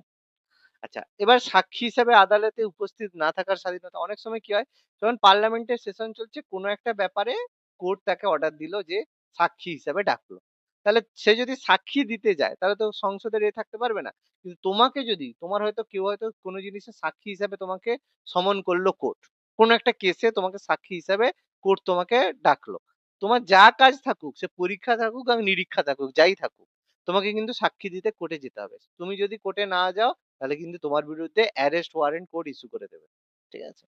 কিন্তু সংসদের কোনো সদস্য, তার কিন্তু যদি সাক্ষীর ব্যাপার থাকে, পার্লামেন্টের অধিবেশন চলাকালীন সে কিন্তু সাক্ষী দেওয়ার জন্য বাধ্য নয়, সে পরে আসতে পারে, কোনো চাপ নেই। ঠিক আছে? পার্লামেন্টের অনুমতি ছাড়া সাক্ষী দিতে ডাকা যাবে না। আর পার্লামেন্টের অবমাননার জন্য সদস্য বা সদস্য নয় ব্যক্তিকে লোকসভার স্পিকার বা রাজ্যসভার সদস্য শাস্তি দিতে পারে। ঠিক আছে? কোনো যদি কেউ যদি পার্লামেন্টের অবমাননা করে, সংসদের মধ্যে গন্ডগোল টন্ডগোল করে, এই যে তোমাদের হচ্ছে আমাদের যখন সিপিএম ছিল, ঠিক আছে, তারপরে হচ্ছে ছিল তোমার ওই সিপিএম সরকার যখন ছিল, তারপরে জ্যোতি বসু টতি বসু ছিল, সব তো বিধানসভা ভাঙা ভাঙি করে উড়িয়ে দিত। ঠিক আছে? আর কি বলবো, মানে ফালতু ব্যাপার আর কি। আচ্ছা, তো যাই হোক, কি বলবে, সেখানে ওই স্পিকার কোনো মানে করেনি আর কি বলবে। সব সোমনাথ বাবু তখন ছিল, যাই হোক, অনেক ব্যাপার স্যাপার আছে। স্পিকার যদি নিজের দেশের নিজের দলের লোক হয়, সে কি কোনো শাস্তি দেবে? আচ্ছা, এবার সংসদে কিছু ভাষা ব্যবহার করা হয়, যে কিছু পার্লামেন্টে কিছু ভাষা ব্যবহার করে, গিলোটিন। গিলোটিন মানে কি হয়, এই যে পার্লামেন্টে যদি কোনো বিল পাস করা হয় তার আগে কি হয়, একটা সময় আলোচনা করা হয়, যে এই ব্যাপারে একটা বিল হচ্ছে, সেই নিয়ে পার্লামেন্টের মধ্যে আলোচনা করা হয়। এবার অনেক সময় কি হয়, বিল পাস করার তো একটা সময় আছে, তাহলে সেই পার্লামেন্টের ব্যয় বরাদ্দের দাবি বিবেচনার সময় এই সময় বলা হলো যে এই বিলটা নিয়ে আলোচনা হচ্ছে, দুদিনের মধ্যে বিলটা পাস করতে হবে, কারণ এই দিন সেশন শেষ হবে। তাহলে সব জিনিস নিয়ে আলোচনার সময় হয়তো হবে না। সেই জন্য কি হবে, যদি কোনো জিনিস আলোচনার যদি প্রয়োজনীয় সময় না থাকে, যদি হঠাৎ দেখা গেল যে এইসব জিনিস আলোচনার সময় নেই, যদি সময় থাকে তাহলে আলোচনা করতে হবে, যদি সময় না থাকে তখন কি হয়, স্পিকার কি করে, সেই বিলগুলোকে পাস করার জন্য গিলোটিন পদ্ধতির আশ্রয় নেয়। মানে তার উপরে কোন রকমের আলোচনা ছাড়া বিনা আলোচনায় ভোট বলতে হয় যে ঠিক আছে সময় নেই কিন্তু ভোট দিতে হবে বাবু ভোট দাও তোমরা এটা এগ্রি করছো কি করছো না তারা হ্যাঁ বলবে কি না বলবে অন্যান্য সময় সব জায়গায় হচ্ছে আগে আলোচনা হয় আলোচনার পরে ভোট হয় সময় না থাকলে এটা হয় গিলোটিন জানো কি জিনিস গিলোটিন গিলোটিন কথাটা শুনেছো না শোনোনি এমনি কোন একটা ইতিহাসে গিলোটিন গিলোটিন যন্ত্র ওই যেটা শাস্তি দেওয়ার জন্য শিরচ্ছেদ করা হতো। একদম ঠিক কোথায় বাবা কোন দেশে দেশটা ঠিক মনে নেই, তবে পড়েছিলাম এরকম কিছু। একদম সুন্দর কথা বলেছো কি হতো ফরাসি বিপ্লব। ভেরি গুড ফ্রেঞ্চ রেভলিউশন বাহ বাবা এই তো ফ্রেঞ্চ বিপ্লব ফরাসি বিপ্লব ফ্রেঞ্চ রেভলিউশনে হয়েছিল তো এর কি হতো যে কোনো ব্যক্তিকে মারার জন্য এক জায়গায় সেই ঘাড় এরকম করে থাকতো এরকম একটা ব্যাপার থাকতো ঘাড় ঢুকিয়ে দিল উপর থেকে পুরো এটা সে পড়লো গলাটা কুটুক করে কেটে চলে গেল সেটা হচ্ছে গিলোটিন পদ্ধতি ঠিক আছে এই যে যন্ত্রটা ছিল এটার নাম ছিল গিলোটিন যন্ত্র ঠিক আছে এবার প্রশ্নটা হচ্ছে এই যে যন্ত্রটা আবিষ্কার করেছিল কে আবিষ্কার করেছিল গিলোটিন যন্ত্রটা জানো না যে আবিষ্কার করেছিল তার নাম ছিল ডক্টর গিলোটিন মানে তার নাম অনুসারে এই যন্ত্রটা আবিষ্কার হয়েছিল ঠিক আছে এবার প্রশ্নটা আসবে যে এই যন্ত্রে প্রথম কার শিরচ্ছেদ করা হয়েছিল যে ক্রিয়েটার গিলোটিন তারই প্রথম গলা কাটা হয়েছিল মজার ব্যাপার না মনে রাখবে চিরকাল যে বানিয়েছে তারই প্রথম গলাটা কাটা হয়েছিল আচ্ছা যাই হোক এইটাই সবদিন মনে থাকবে স্যার। একদম সব দিন মনে থাকবে ঠিক আছে আচ্ছা আচ্ছা আরেকটা কথা কিন্তু আর কেন সুন্দর একটা হ্যাঁ সেটা কেন বলে দিন। কেন তার কারণ হচ্ছে ওই যে ফ্রেঞ্চ রেভলিউশনের বিরোধিতা যারা বিরোধিতা করেছিল ঠিক আছে ফরাসি বিপ্লবের বিরোধিতা যারা করেছিল তার মধ্যে সেও ছিল সে আবিষ্কার করেছিল কিন্তু পরে সেটাকে কাজে লাগানো হয়েছিল ঠিক আছে আচ্ছা এবার আরেকটা কথা 29th ফেব্রুয়ারি একটা এক্সেপশনাল ডেট এই ডেটে কার জন্মদিন রয়েছে একজন ফেমাস পার্সোনালিটি যার জন্মদিন 29th ফেব্রুয়ারি বলেছিলাম কিনা জানি না স্যার বাজেট পেশের সময় বলেছিলেন কি? হ্যাঁ হ্যাঁ হ্যাঁ হ্যাঁ একদম একদম একদম দেখি মনে আছে কিনা তিনি ছিলেন মোরারজি দেশাই মনে রাখবে ভারতের প্রথম নন কংগ্রেস পিএম ঠিক আছে নন কংগ্রেস পিএম এবং সবচেয়ে ওল্ডেস্ট প্রাইম মিনিস্টার সবচেয়ে বেশি বছর বয়সে প্রধানমন্ত্রী ছিল মোরারজি দেশাই একমাত্র প্রধানমন্ত্রী যাকে ভারত এবং পাকিস্তান উভয় দেশের সর্বোচ্চ অসামরিক সম্মান দেওয়া হয়েছে সে মোরারজি দেশাই 29 ফেব্রুয়ারি জন্মদিন এবং তিনি তার জন্মদিনে দুবার বাজেট পেশ করেছিলেন 29 ফেব্রুয়ারি ঠিক আছে আগে ফেব্রুয়ারি মাসের লাস্ট ডেতে বাজেট হতো আচ্ছা তারপরে প্রশ্নোত্তর পর্ব এরপরে কি সরকার এই সময় কি হয় প্রত্যেক সদস্য সরকারকে বিভিন্ন প্রশ্ন করে এবং তার উত্তর পেয়ে থাকে যেটা বেসিক্যালি সংসদের প্রথম ঘন্টা 11টা থেকে 12টার মধ্যে এটা হয়ে থাকে কোশ্চেন আওয়ার এবারে প্রশ্ন তিন ধরনের হয় একটা হচ্ছে তারকা চিহ্নিত প্রশ্ন মানে স্টার্ট কোশ্চেন একটা হয় অচিহ্নিত প্রশ্ন নন স্টার্ট প্রশ্ন আর হচ্ছে শর্ট বিজ্ঞপ্তি প্রশ্ন শর্ট নোটিশ প্রশ্ন কি ব্যাপার তারকা চিহ্নিত প্রশ্ন মানে যে প্রশ্নের উত্তর মন্ত্রীরা মৌখিক ভাবে দেয়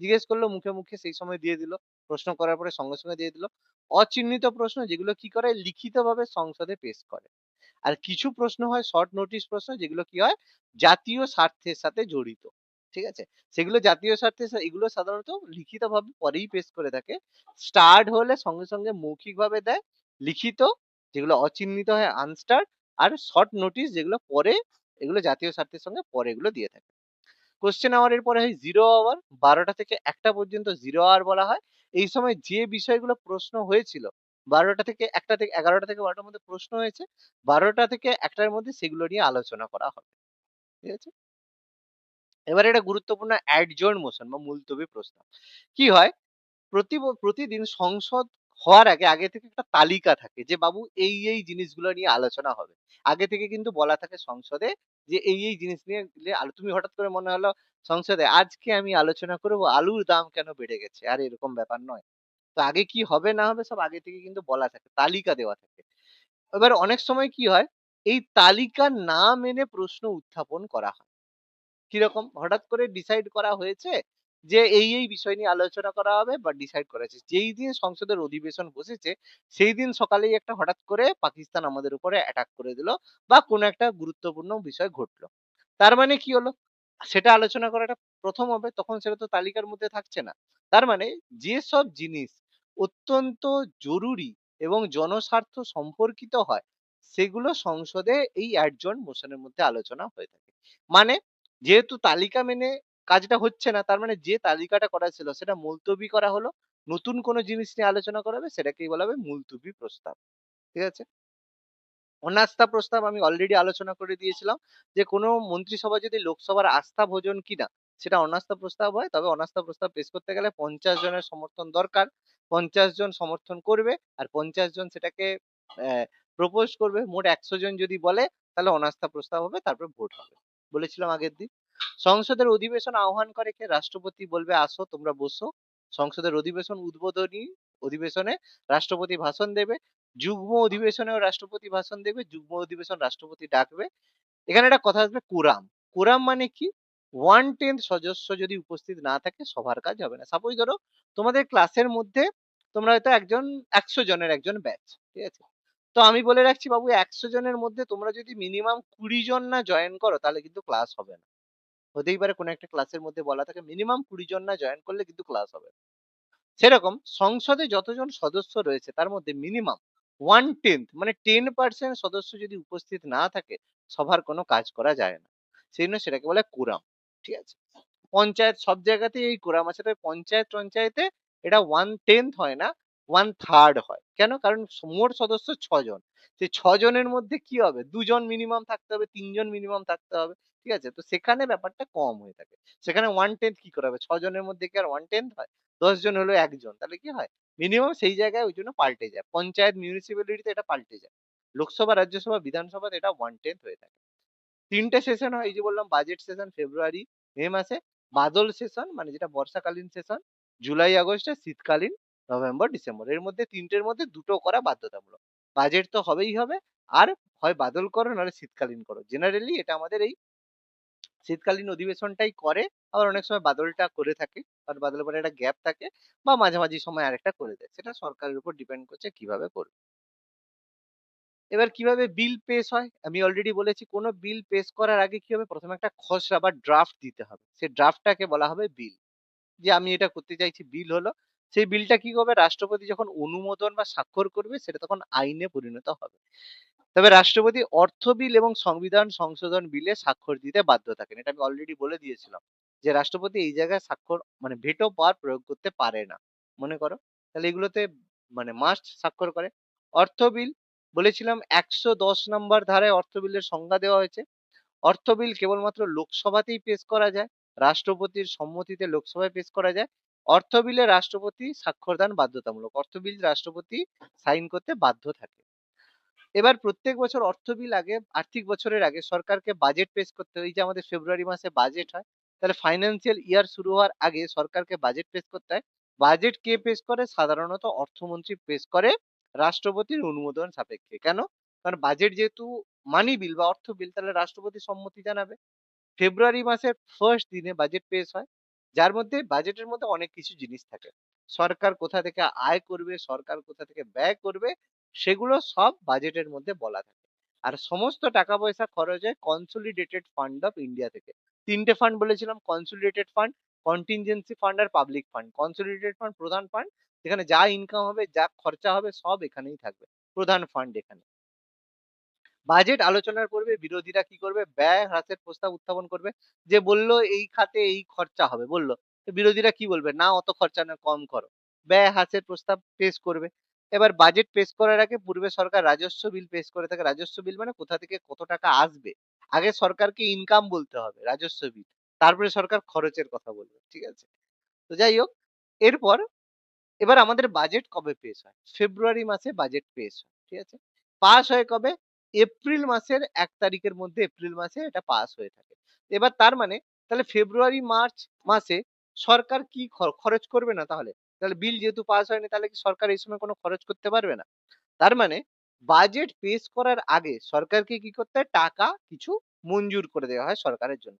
যেমন অনেক জায়গায় দেখবে হয়তো তোমরা জানো কি জানো না জানি না, অনেক প্রাইভেট ফার্মে তোমরা যদি চাকরি করতে ঢোকো, তোমরা যখন সাইন করো যে হ্যাঁ আমি এই চাকরিতে জয়েন করছি, জয়েন করার সাথে সাথে দেখবে তোমাকে কিছু একটা স্যালারির কিছুটা অংশ তোমাকে অ্যাডভান্স দিয়ে দেয়। ঠিক আছে, অনেক জায়গায় দেখবে অ্যাডভান্স স্যালারি দিয়ে দেয় জয়েন করার সাথে সাথে। সেরকম সরকারের ক্ষেত্রেও কি হয়, যখন এই বাজেট পেশ করা হয়, বাজেটের শুরুতেই সরকারকে কিছু অর্থ মঞ্জুর হওয়ার আগেই দিয়ে দেয়, যেটাকে বলা হয় ভোটস অন অ্যাকাউন্ট, মানে আপাত ব্যয় মঞ্জুরি। মানে বাজেট পেশ হওয়ার আগে সরকারকে কিছু ব্যয়ের জন্য কিছু অর্থ মঞ্জুর করে দেওয়া হয়, যে বাবু তুমি এই টাকা নিয়ে আপাতত চালাও, তারপরে বাজেট পেশ হলে দেখা যাবে। এইটাকে ভোটস অন অ্যাকাউন্ট বলা হয়ে থাকে। তাহলে বাজেট পাস হয়ে যাওয়ার পরে যখন কি হবে, ওইটাকে বাদ দিয়ে দেওয়া হবে। সাপোজ ধরো সরকারকে মোট ব্যয় 150 টাকা খরচ হলো, তাহলে অর্থ মঞ্জুর 10 টাকা দিয়ে দিছিল, পরে কি হবে যখন খরচ হবে ওই 10 টাকা অ্যাডজাস্টেড হয়ে যাবে, এটাকে ভোটস অন অ্যাকাউন্ট বলা হয়। এবার কিছু সরকারকে দেওয়া হয় এক্সেপশনাল গ্র্যান্ট, লোকসভা থেকে অনুমোদিত নয়, কিন্তু সরকার যদি মনে করে আমার এই বিশেষ কাজের জন্য এই টাকা দরকার, সরকারকে এক্সেপশনাল গ্র্যান্ট দেবে লোকসভা দ্বারা। ভালো কথা। ভোটস অন ক্রেডিট, যদি যুদ্ধ বা কোনো জরুরি অবস্থায় সরকারকে কি করে ভোটস অফ ক্রেডিট দেওয়া হয়, যুদ্ধের জন্য এক্সট্রা টাকা দরকার, সরকারের হাতে তহবিল থাকে। সাপ্লিমেন্টারি গ্র্যান্ট, যে অনেক সময় কি হয়, সরকার দেখছে যে যতটা আমি খরচ করতে চাইছি এটা হচ্ছে না, আরো কিছু টাকার দরকার, তাহলে তখন সরকার সাপ্লিমেন্টারি গ্র্যান্ট হিসেবে আরো সরকারকে টাকা দেওয়া হচ্ছে। তাহলে বুঝতেই পারছো, নিজেদের ব্যাপার, টাকা নিচ্ছে যা ইচ্ছা করছে, কোনো চাপ নাই। ঠিক আছে, এই আমাদের ব্যাপার। এবার আমাদের যে ইলেকশন হয়েছিল লোকসভা নির্বাচন, সেগুলো আমরা একটু দেখে নেবো, লিস্ট হিসেবে ডেকে নেবো, পরে আমরা আলোচনা করবো এগুলো সম্পর্কে, প্রাইম মিনিস্টার আলোচনার সময় বলবো। প্রথম যে লোকসভার অধিবেশন হয়েছিল ভোট হয়েছিল 1992 সালে। 1992 সালে হয়েছিল, মোট তখন আসন ছিল 489, 489টা সিট লোকসভাতে ছিল, যেখানে কংগ্রেস 364টা সিট পেয়ে জিতেছিল কংগ্রেস। রাষ্ট্রপতি ছিল ডক্টর রাজেন্দ্র প্রসাদ। ঠিক আছে, তাহলে প্রথম লোকসভার অধিবেশন ভোট হলো 1952 সালে 489টা সিটে। তারপরে হলো কটা, দ্বিতীয় লোকসভার অধিবেশন হলো 1957 সালে, 494টা সিটে হলো, কংগ্রেস 351টা সিট পেল, রাজেন্দ্র প্রসাদ তখনও প্রধান রাষ্ট্রপতি ছিলেন। তৃতীয়টা হলো 1962 সালে 1962তে, 492টা সিটে হলো, কংগ্রেস 361টা সিটে পেল, তখন সর্বপল্লী রাধাকৃষ্ণন ছিলেন। দেখো প্রত্যেকটা দেখো 5 বছর ছাড়া ছাড়া হচ্ছে। তারপরে দেখো 1967 সালে হলো, ডক্টর সর্বপল্লী রাধাকৃষ্ণন ছিল, তারপরে জাকির হোসেন আসেন, মারা যান, তারপরে ভিভি গিরি রাষ্ট্রপতি হন। তারপরে দেখো পঞ্চম যে লোকসভা নির্বাচন, এটা কবে হলো, 1971 সালে। 1971 সালে কি হলো, ভিভি গিরি, দেখো এখানে দেখো 4 বছর পরে লোকসভার ইলেকশন হলো, তাহলে আগেই কি হয়েছিল, লোকসভাটা ভেঙে গেছিল। ঠিক আছে, লোকসভা ভেঙে যাওয়ার কারণ কি ছিল, আগে থেকে লোকসভাকে ডিসলভ করার কারণ ছিল যে জওহরলাল নেহরু মারা গেছে, তারপরে তো আমাদের হচ্ছে লাল বাহাদুর শাস্ত্রী এলো, লাল বাহাদুর শাস্ত্রী মারা গেল, ইন্দিরা গান্ধীকে রাজ্যসভার সদস্য হিসেবে করে দেওয়া হয়েছিল। তাহলে রাজ্যসভার সদস্য হিসেবে করার পরে তিনি পদত্যাগ করে 1971 সালে নির্বাচন করা হয়। তাহলে পঞ্চম নির্বাচন 1971 সালে হলো, ভিভি গিরি আর ফখরুদ্দিন আলী আহমেদ হলো। তারপরে দেখো পরেরটা হলো, দেখো 6 বছর পরে 1977 সালে, এইটা বলেছিলাম 76 সালে অ্যামেন্ডমেন্টের মাধ্যমে এটাকে বাড়িয়েছিল, ওই জন্য 77 সালে হলো, যেখানে জনতা পার্টি, সবগুলো দেখো এগুলো কংগ্রেসই জিতে এসছে, জনতা পার্টি হলো নীলম সঞ্জীব রেড্ডি, তাহলে এখান থেকে আমাদের প্রথমবার মোরারজি দেশাই প্রধানমন্ত্রী হলো। কিন্তু কিছুদিন পরে 3 বছর পরেই সরকার ভেঙে গেল, ফুল কমপ্লিট করতে পারেনি। 1980-তে নির্বাচন হলো, কংগ্রেস আবার পুনরায় ক্ষমতায় এসে গেল, নীলম সঞ্জীব রেড্ডি আর জেল সিং মানে ইন্দিরা গান্ধী আবার ক্ষমতায় এসে গেল। দেখো 4 বছর পরে ইন্দিরা গান্ধী মারা গেল, মারা যাওয়ার পরে যখন সঙ্গে সঙ্গে কি হলো, রাজীব গান্ধীকে করা হলো, এবং ঝট করে লোকসভাকে ডিসলভ করে যখনই মারা গেল, সঙ্গে সঙ্গে একটা আস্থা ভোট, যাতে সেই সিম্প্যাথি ভোট পায়, ওই জন্য 5 বছরের আগে 4 বছরেই লোকসভাকে ভেঙে দিয়ে আবার নির্বাচন হলো। কংগ্রেস দেখো মেজরিটি 542টা সিটের মধ্যে 401টা সিট পেয়েছে, দেখো সব থেকে বেশি উইনিং। অষ্টম লোকসভা নির্বাচনে দেখো 500 সব থেকে বেশি সিট, দেখো আর সিট আর বাড়েনি, দেখো এখান থেকে আর সিট 542টা সিট ওইটাই রয়ে গেছে। তাহলে জয়েল সিং এর কংগ্রেস কি হলো, যেহেতু মারা গেছিল ইন্দিরা গান্ধী, সিম্প্যাথি ভোট পেয়ে গেল। তারপরে দেখো 5 বছর পরে 1989-এ রাজীব গান্ধী সরকার যখন চলে গেল 89-এ, তখন কি হলো, আবার জনতা পার্টি সরকার এলো। দেখো আবার 2 বছরের মধ্যে সরকার ভেঙে গেল, 1991 সালে ভোট হলো, সেখানে আবার কংগ্রেস মেজরিটি পেল। দিয়ে তারপরে আমাদের 1991 সালে আমাদের হচ্ছে নরসিম্হা রাও প্রাইম মিনিস্টার এলো। 5 বছর কমপ্লিট করার পরে 96-তে হলো, সেখানে বিজেপি সরকার এলো। তারপরে 1998 সালে আমাদের 2 বছরের মধ্যে আবার সরকার ভেঙে গেল, এনডিএ অ্যালায়েন্স হলো। তারপরে ত্রয়োদশ 1 বছর পরে হলো, বিজেপি এখানে এনডিএ জোট আবার পেলো 303, কিন্তু কিছুদিনের মধ্যে সরকার মানে এটা হয়ে যায়। তাহলে এই ত্রয়োদশে এখানে অটল বিহারী বাজপেয়ী সরকার এখানে হয়। ঠিক আছে? এনডিএ থেকে হয়। তারপরে চতুর্দশ 2004 এর ইলেকশনে কংগ্রেস আছে, দেখো ইউপিএ সরকার এখানে আসে। তারপরে পঞ্চদশ 545 টার মধ্যে আবার ইউপিএ সরকার, কংগ্রেস পরপর 2 বছর পায়। তারপরে 2014 তে নরেন্দ্র মোদী সরকার এনডিএ জোট হিসাবে প্রথমটায় পেয়েছিল। তারপরে ষোড়শে কিন্তু বিজেপি সেপারেট ভাবে 303টা সিট পায়। আর অষ্টদশ এখন চলছে 543টার মধ্যে এনডিএ 293টা সিটে হয়। লক্ষ্য করে দেখো এটা কিন্তু আর পরিবর্তন হয়নি। ঠিক আছে? এই যে লক্ষ্য করো সিট সংখ্যা একাদশের পর থেকে এইখানে মাঝখানে কম কিছু সিট হয়নি।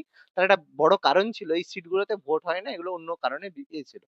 13তম থেকে দেখো এটা ফিক্সড করা হয়ে গেছে। 545, 43, 545, 43। 45 কেন ছিল? কারণ ওই দুজন অ্যাংলো ইন্ডিয়ান ছিল। এবারে কেন? কারণ জোটটা চলে গেছে, তোমার অ্যাংলো ইন্ডিয়ান রিজার্ভেশন চলে গেছে, এই জন্য 543 হয়ে গেছে। ঠিক আছে? কোন রাজ্য থেকে কতগুলো সিট? দেখতে পাচ্ছ সবথেকে বেশি সিট উত্তরপ্রদেশ 80, মহারাষ্ট্র 48, পশ্চিমবঙ্গ 42 এ লোকসভাটা সিট রয়েছে। অন্ধ্রপ্রদেশ, রাজস্থানে 25টা করে সিট রয়েছে। সবথেকে কম কোনটা একটা একটা করে রয়েছে দেখো। মিজোরাম, নাগাল্যান্ড, সিকিম, চন্ডীগড়, পুডুচেরি, লাক্ষাদ্বীপ, আন্দামান নিকোবর, লাদাখ ছোট, ওই জন্য একটা সিট। দুটো করে সিট অরুণাচল প্রদেশ, মণিপুর, মেঘালয়, ত্রিপুরা, এগুলো দুটো করে সিট রয়েছে। আসাম, ঝাড়খণ্ডে 14টা। সবচেয়ে বেশি সিট কিন্তু উত্তরপ্রদেশ, মনে রাখতে হবে। বিহারে 40টা সিট, তামিলনাড়ু 39টা সিট। তাহলে এদের সিট কিন্তু খুব একটা বাড়ছে না। তামিলনাড়ু বলো এদের মানে এদের সিট কিন্তু খুব একটা বাড়ছে না। কিন্তু উত্তরপ্রদেশ, বিহার এদের সিট প্রচুর বেড়ে যাবে। ঠিক আছে? উত্তরপ্রদেশের তো প্রায় 16টা না 18টা সিট বাড়ছে, অনেকগুলো সিট বাড়বে। কিন্তু এদের তেলেঙ্গানা, তামিলনাড়ু এদের কিন্তু সিট বাড়বে না।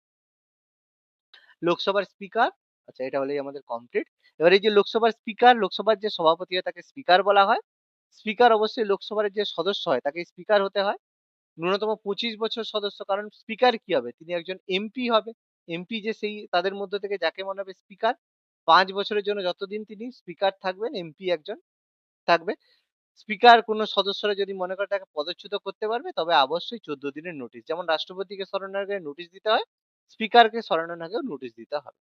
তাহলে স্পিকার, সাধারণ সচিব কি হয়? স্পিকারের উপদেষ্টা হিসেবে কাজ করে। স্পিকার লোকসভার সভাপতিত্ব করে, সভা পরিচালনা করে। তবে তিনি কিন্তু কোনো তর্ক বিতর্কে অংশগ্রহণ করে না। ভোটের যখন ভোট হয়, কোনো একটা বিষয়ে ভোট, তিনি কিন্তু ভোট দিতে পারেন না। যেহেতু তিনি সভাপতি, তিনি কিন্তু ভোট দেবেন না। তবে নির্ণায়ক ভোট যদি হয় তখন তিনি কিন্তু ভোট দিতে পারেন। মানে কোনো একটা বিল এলো, সেই বিলে ইয়েস বলছে 10 জন, নো বলছে 10 জন, তখন স্পিকারের কাছে আসবে ডিসাইডেড ভোট। স্পিকার যদি বলে ইয়েস, তাহলে বিলটা পাস হবে। স্পিকার যদি বলে নো, তাহলে সেটা নো হয়ে যাবে। কিন্তু কোনো জায়গায় ইয়েস হয়তো বলছে 9টা, নো হয়তো বলছে 10টা, স্পিকার তখন এখানে একটা ভোট দিয়ে 10 এরকম করতে পারবে না। যদি টাই হয় তখনই কিন্তু স্পিকার ভোট দিতে পারবে। তো জেনারেলি স্পিকার কোন বিষয়ে ভোট দেয়? টাই হলে, যে পার্টি থেকে সে বিলং করে সেটা। কিন্তু বলাই আছে স্পিকার যে দলের সদস্য হবে সেই দলের কোনো রাজনৈতিক কার্যক্রমে কিন্তু অংশগ্রহণ করতে পারবে না। মানে আমাদের স্পিকার এখন ওম বিড়লা আছে, তিনি কিন্তু বিজেপির কোনো কার্যক্রমে অংশগ্রহণ করতে পারে না। স্পিকারকে শৃঙ্খলা ভঙ্গের অভিযোগে তিরস্কার বা বহিষ্কার করা যেতে পারে। কোনো বিল অর্থ বিল কিনা সেটা স্পিকার সিদ্ধান্ত চূড়ান্ত নিয়ে থাকে। প্রথম স্পিকার অবশ্যই জিভি মাবলঙ্কার, বর্তমান স্পিকার ওম বিড়লা রয়েছেন। প্রথম বাঙালি স্পিকার সোমনাথ চট্টোপাধ্যায়, আর প্রথম মহিলা স্পিকার ছিলেন মীরা কুমার। নীলাম সঞ্জীব রেড্ডি রাষ্ট্রপতি ছিলেন, স্পিকার ছিলেন, এরা মুখ্যমন্ত্রী ছিলেন। তো তিনি দুবার স্পিকার হয়েছিলেন। আর পরপর দুবার এই তারপরে ওম বিড়লা, ইনিও পরপর দুবার হয়েছে, দুবার, দুজনেই দুবার। ওম বিড়লা দুবার আর নীলাম সঞ্জীব রেড্ডি দুবার। সবচেয়ে বেশি সময় স্পিকার ছিলেন বলরাম জাখর।